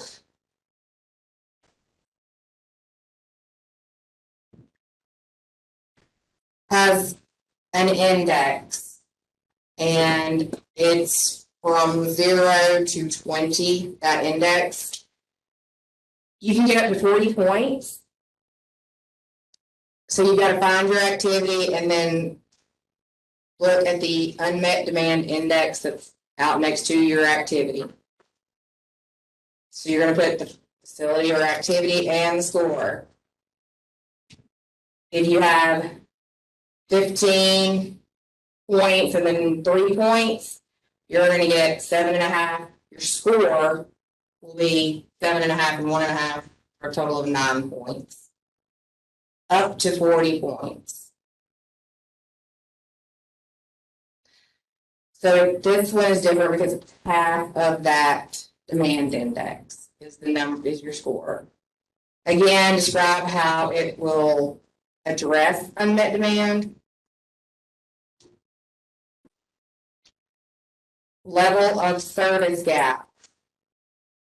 Another table in score. So you're really, you're going to be looking at this, and you may be surprised when you do at, what the results of this is for your area. And, some of the regions are larger than others. And, just because I'm in the furthest county in Northwest Alabama and 2 counties down is in my region, we may have polar opposite needs, wants, desires, facilities. But you also have to come to some conclusion on a way to measure things. So it's the best that we have at this point, and is much more thorough than the previous applications that we have received. This one, you're going to type out the name of the facility, you're going to put the score, and it's actually going to be the level of service gap score up to 40 points. So the one previous will be half of the score, is the points you'll get, but this one you can get the whole number of points up to 40. And there's a reason we did that and I can't remember what it was right now. So I apologize. Again, you're going to describe how your project is going to address level of service gaps. So here's your citizen participation. You get 50 points for going above and beyond the minimum required. So it lists here, you know, the project was presented at an advertised public meeting with ample opportunity for citizens to provide feedback. It's going to ask you questions, additional meetings, minutes of meetings, concurrence forms. So it's going to be, the more things you can do, the better your score is going to be.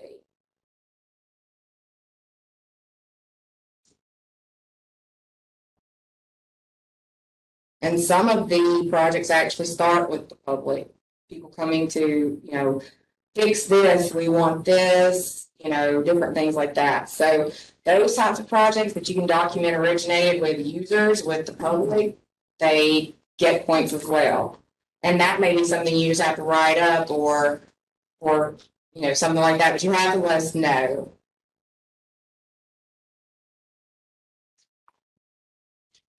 And then underserved populations. The project has been planned through a process that has specifically solicited engagement of and received input from minority populations. It tells you how you can accomplish this input. It asks for documentation, information on the organization, some background on the organization, date and location of the meeting, the feedback they actually provided. So again, some of these, if you don't do it, you can put in A, that's fine. But you just won't get the points. And that's the biggest, that's the whole reason for the scores. Because whoever has the high scores can be at the top, whoever has the lowest will be at the bottom. And there's a line somewhere in between where above it gets funded and below it does not. And it could be a matter of 1, 2, or even half a point. So keep that in mind if you decide, yeah, we're just not going to do that because we don't have time. Somebody else may do it and be right above that line, and your project is the one right below it.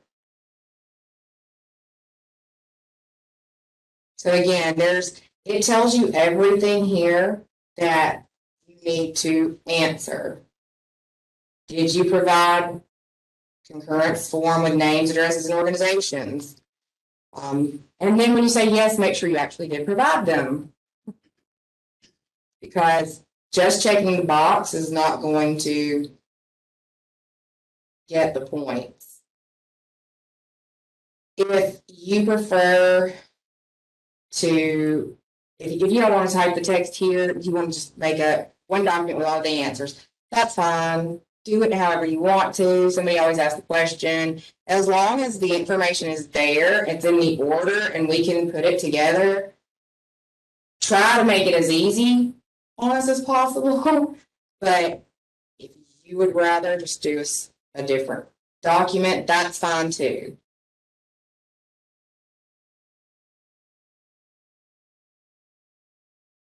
And that actually pertains probably more to the federal form that applicants whose projects may be recommended have to fill out. But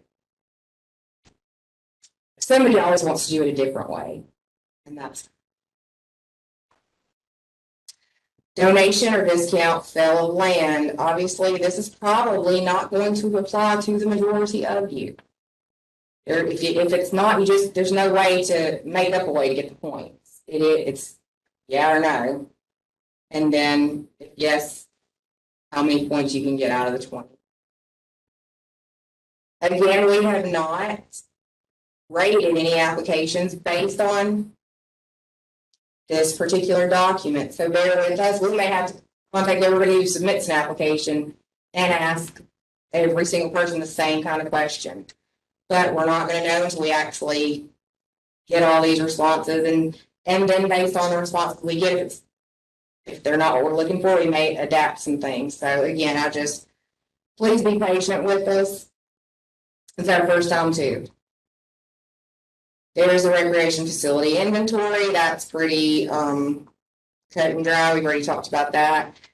And the Excel document is on our website, and there's also a copy of it in this particular application. Development that complements historical, archaeological, natural, or cultural resources. You can get up to 25 points on this. It may or may not, again, it just depends on what and where your project is. So I would rather you just say, hey, this doesn't apply, than write something, and you spend your time writing something that is not going to get you any points because you try to be creative. Some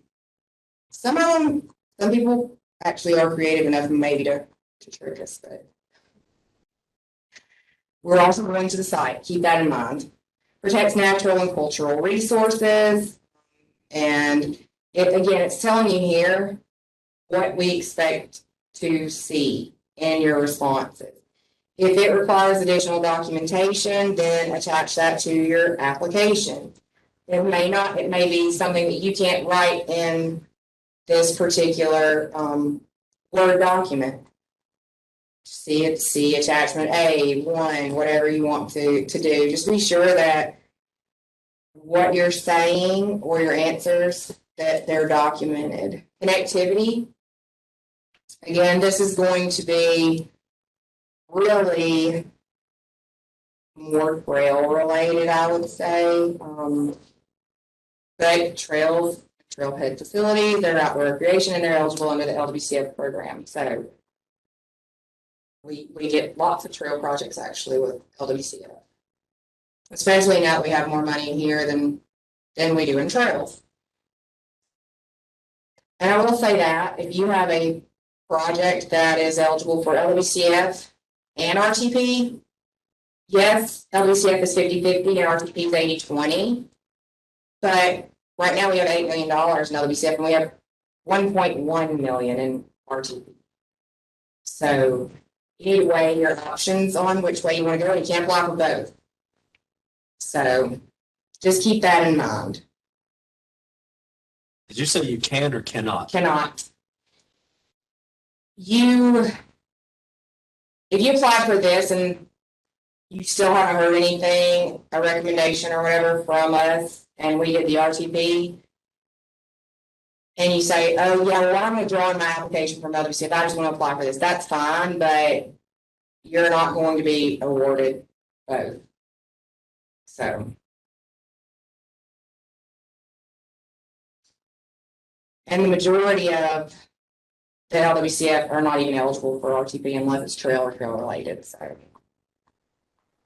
joint effort, this was on the old application, partnerships with other entities serving more than one jurisdiction, providing documentation. If you're providing letters from kind of like your support letters from entities that are going to provide them, then the letter needs to be sure that it documents that they know what their role in this is and that they're willing to provide that, or whatever they're going to add to the project. Or if it is for 2 or more jurisdictions, you can actually have a joint application. If that were the case, we would just ask that you contact us and we can help you figure that out. And that's up to 40 points. So it's obviously not all or nothing. You have multiple partnerships, multiple jurisdictions, and multiple more than 2. Yes. You have a question. Is same deadline and same application material for RTP and outdoor recreation? The recreational trails program is going to be a completely different application with different rules and regulations. RTP is actually funded through USDOT, Federal Highway Administration. So we've got two completely different federal funding sources. And those RTP money actually comes out of highway funds, so it's quite different. Again, there's multiple questions about partnerships. If you're working on this and you're not sure how to answer it, or you look back and you're like, oh yeah, I don't really know what they mean, just shoot us an email, give us a call. We had one individual who just called and called and called and called and called. But their application was the very first one that we got. It was complete and it was accurate and it was scored the highest on the list. So it can be worth it. If, you know, don't just say, well, I don't know what they mean. Unless you just really don't care whether the project gets funded or not. But we don't mind, I assure you. If you've got questions, reach out to us. We're here to help you and get this money out to these communities.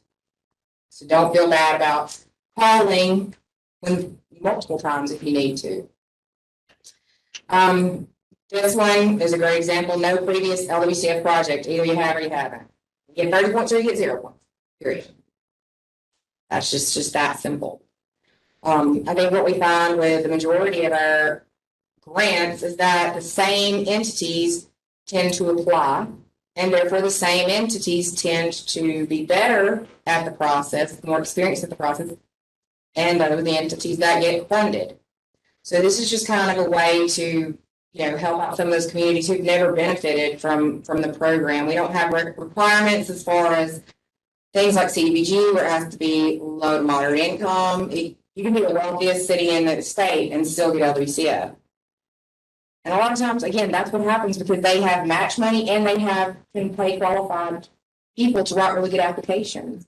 So, you know, we want to definitely spread this funding around because sometimes the entities that need it the most, because there are not requirements, making that happen, they don't really get an opportunity to utilize the funds. Renovation or replacement of aged facilities. This one is, and it doesn't even matter if it was previously funded with LWCF. But I will tell you, if it was, and we go out there and it is just clear, just evident that nobody's done anything at that park in probably 15 years. Well, that's a maintenance issue and it's your issue, not going to get help from LWCF for lack of maintenance. It's not even eligible for federal guidelines. So keep that in mind. Every facility has a useful life. That's something different. We've patched and repaired and made improvements as long as we possibly can. Now we just don't have any to it. We've got to replace this. That's completely different. And that's what we're looking for as far as renovation and replacement. Those things that have been maintained to the best of an entity's ability, but they've just outlived their useful life. Inclusivity and accessibility. There's 30 points there. And you're going to have to tell us just the fact that you have, say, a Miracle League field. Well, of course, I know what that is, and I know that it's going to impact people's ability to utilize those facilities, but you're still going to have to answer the questions. So don't assume that we're going to say, oh yeah, well, we know that. Because we may need, depending on how many applications, we may have to pull people that are not in this particular, recreation and conservation to review applications that don't usually look at these types. So assume that your reader doesn't really know about everything, not that we do, but everything recreation. Leveraging, this is another one that kind of obviously still important. It was in our last application. This is, again, where some of those letters will come into play for donations and different things like that. Or you've got somebody who has a piece of equipment and, hey, I'll come over here and clear the site for you. I'll use my equipment, things like that, but we need documentation. You can't just tell me that Jimbo is gonna bring his whatever bulldozer over and clear this site, move, destroy this building to move it out. I want Jimbo to tell me that he's gonna do that. So make sure, put it in here that you've got documentation of it. And if they're willing to do it, then they ought to be willing to put it in writing. Help the disparities, this is, gonna be the last one here. Provide documentation verifying the priority nature of the health disparity and discuss any attachments to the application supporting the claim. Document, as I mentioned, document where you're getting this information. If you're looking at a study that was done by the Department of Public Health, Alabama Department of Public Health, tell us that's what you're looking at, because otherwise, I mean, you could just say whatever you wanted to. We can't go back and say, well, we're going to go look at that study and see if what they actually said is what that study really says. So there's to a point that we definitely have to, expect that everyone is doing their homework, that they're providing us accurate documentation, because somebody's signing off, your mayor or your chairman of your county commission is saying, hey, this information is true and correct. So at least cite where you're getting your information, print something out, attach it, that's fine too.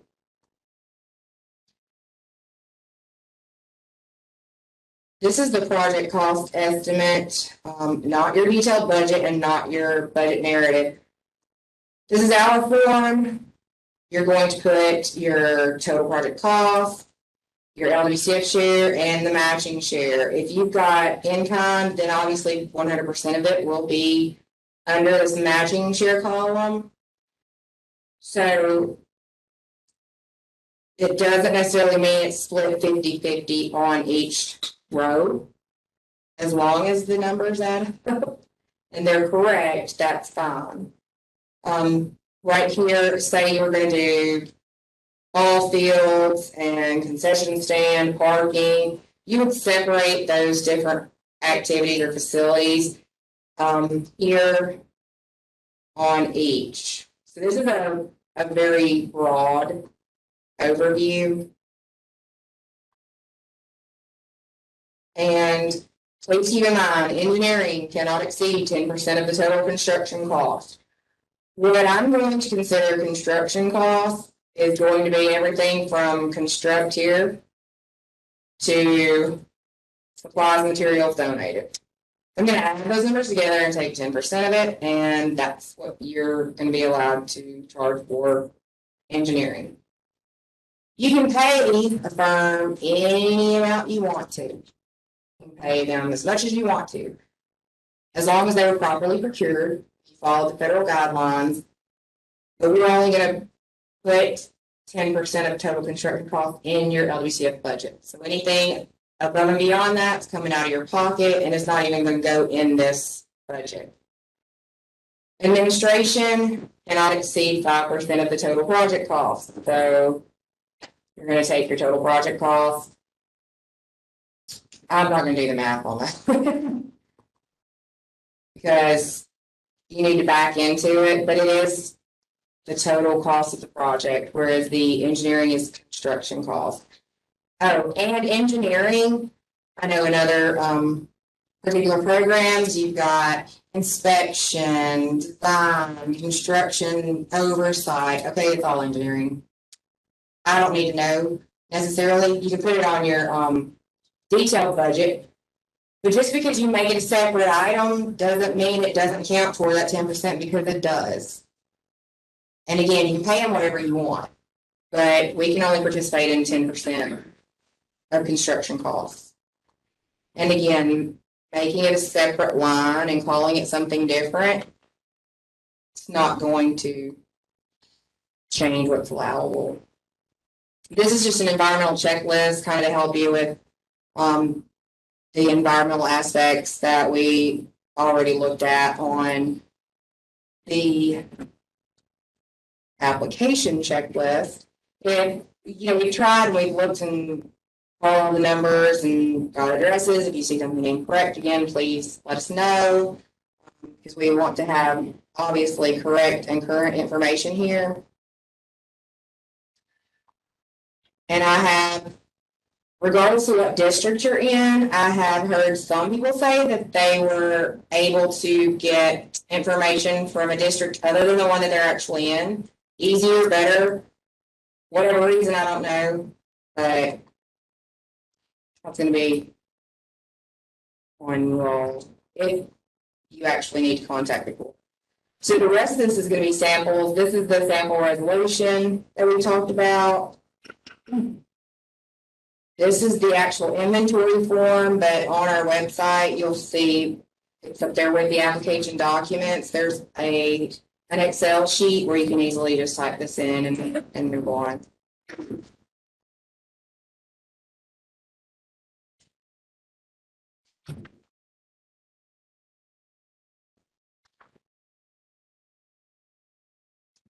And this is a whole page about citizen participation procedures. Yes. Lots of people, they do it different ways. It really just depends.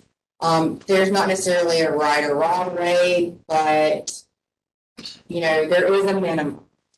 And if you don't at least make an attempt to get some type of input, then it's not eligible. So I'm not going to read all this to you guys. If you have questions, call one of us and we'll do our best to answer those. And that's really why we put more information with the application versus just forms to fill out. So that when you're completing and answering your questions, that you have that, you know, in one document to look at and reference. Sample advertisement for public hearing. And again, these are samples. Use whatever you use, do it how you typically do it. This is just because someone already, if we don't have it in here, someone always says, do you have a sample? That's what we get all the time. Doesn't matter what it is. You have a sample I can look at. And yeah, it's much easier to look at something that already exists. And then, you know, public hearing attendance form, you may change this to, you know, may not have a public hearing. You may go out to the baseball game and there's 200 people out there, they're having a tournament, and you walk around and you talk to people about, you know, again, this is going where you know people are. Going to their grocery store, and that may be the only thing you even have in your town. But people are going to go there.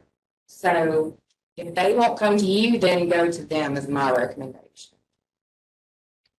And with that being said, I don't expect, none of us expect you to spend hours upon hours upon hours trying to get people to sign your stuff, but make efforts and document those efforts. Yes. A question. Is it only 10% of construction costs are eligible?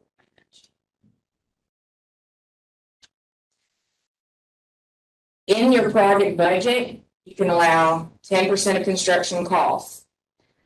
Anything you pay over that is not part of the project cost, so it is not considered match. Because it's outside of the scope of the project, because we're not going to participate in it. So if you want to pay 20%, you're not going to say, well, this is our match, because it's not eligible. We don't allow more than the 10% unless they want to pay them outside of the scope of this project and the budget, and don't even include it in here. If you want to write somewhere in an answer, if it applies, that, you know, we're going to pay out of pocket, or maybe your county commission is going to pay the difference. Well, that would count as some partnerships, even though it's not going to be in the budget. So, doesn't say not to include it, but no, it's, you have to have your eligible costs, and it's dollar for dollar match, unless it exceeds the $1 million. Just to clarify, because I think you confused me for a second. You're not saying 10% of construction costs. You're saying 10% of construction costs can be applied to engineering as a match. What I'm saying is you have your budget up there for your project. And the most that you can put here is 10% of construction costs. But anything you pay over that is not in the scope of this project. It's not in your budget. It's not grant and it's not matched. It's just, we're not going to look at it. We're not going to consider it. Because all we're going to allow is 10% of total construction here. Both what LWCF covers and what the sponsor would cover. So it could be like 5%, 5%. It could be 10% for all LWCF, but it has to be just 10%. Doesn't matter who's providing that money in the project. Correct. But if you are, My question was, when you're saying here, you mean here on this engineering spot? well, I mean, in your budget. I think the confusion is it sounded like you're saying you can only have 10% match for construction. You're referring to engineering. Yes, and I don't really understand the match part. It's 10% of construction, total construction I think the cost. person on the computer was asking if you do 10% of engineering for LWCF and then have matching funds add to that. But you're saying total project cost, only 10%. That's correct. Engineering. Anything over the 10% is paid out of your own pocket or somebody's pocket, and it's not eligible to use as match. Can you scroll back up to just the full budget? So basically you're saying, I think I'm confused as to what delineates the construction from like the total cost, like the labor, the materials. Is that? We're gonna add from this construction line off your total here down to supplies, materials donated.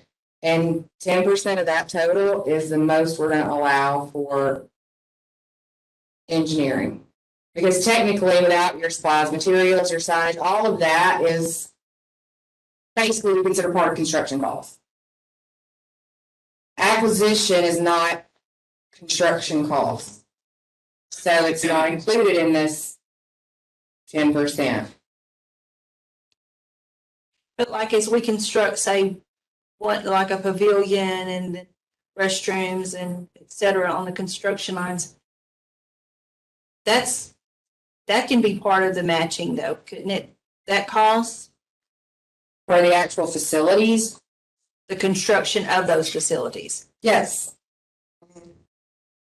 So you're going to construct a pavilion for $3,000 and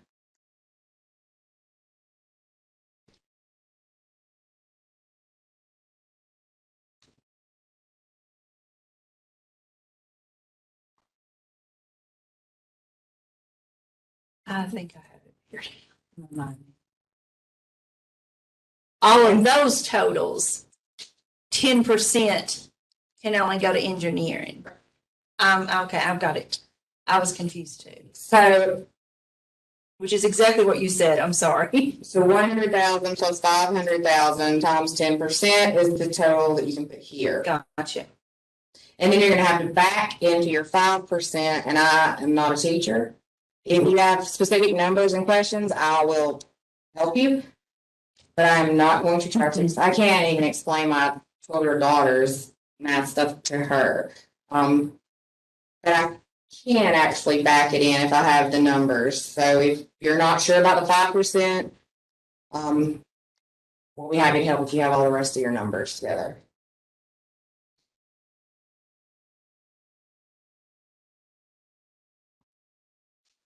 Because the way it's written, the 5% is actually part of that 5% is the 5%, which probably just made that even more confusing. But again, if you have questions, we're happy to help.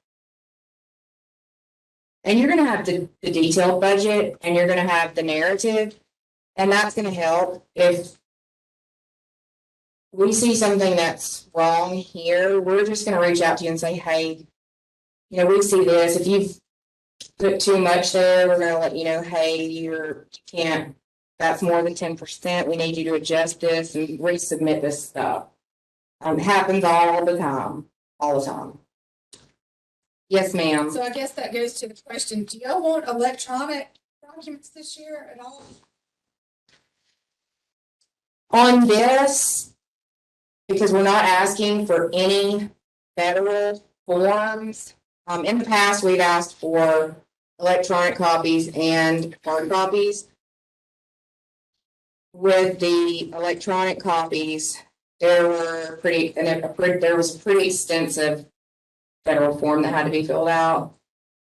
And if we needed to make changes or adjustments, if we had the Word version, we could just go in and fix it. But if we had a PDF, then we either have to contact somebody, hey, will you email me the one you have? And then we don't know if it really is the same version that we had PDF. So your answer, you can, it's up to you. You can submit it by any of those three methods, but we're not requiring an electronic version of this because these are all our forms. If it's missing something or needs something, we're going to say, hey, send this to us. We're not going to do the same types of things that we will for the federal forms that are going to come later if you have a project that's going to be recommended for funding. If we choose to submit electronically, do you also want us to follow up with a paper submission as well? You don't have to. But we could just scan everything, email you the PDF. You could, yes, Right. absolutely.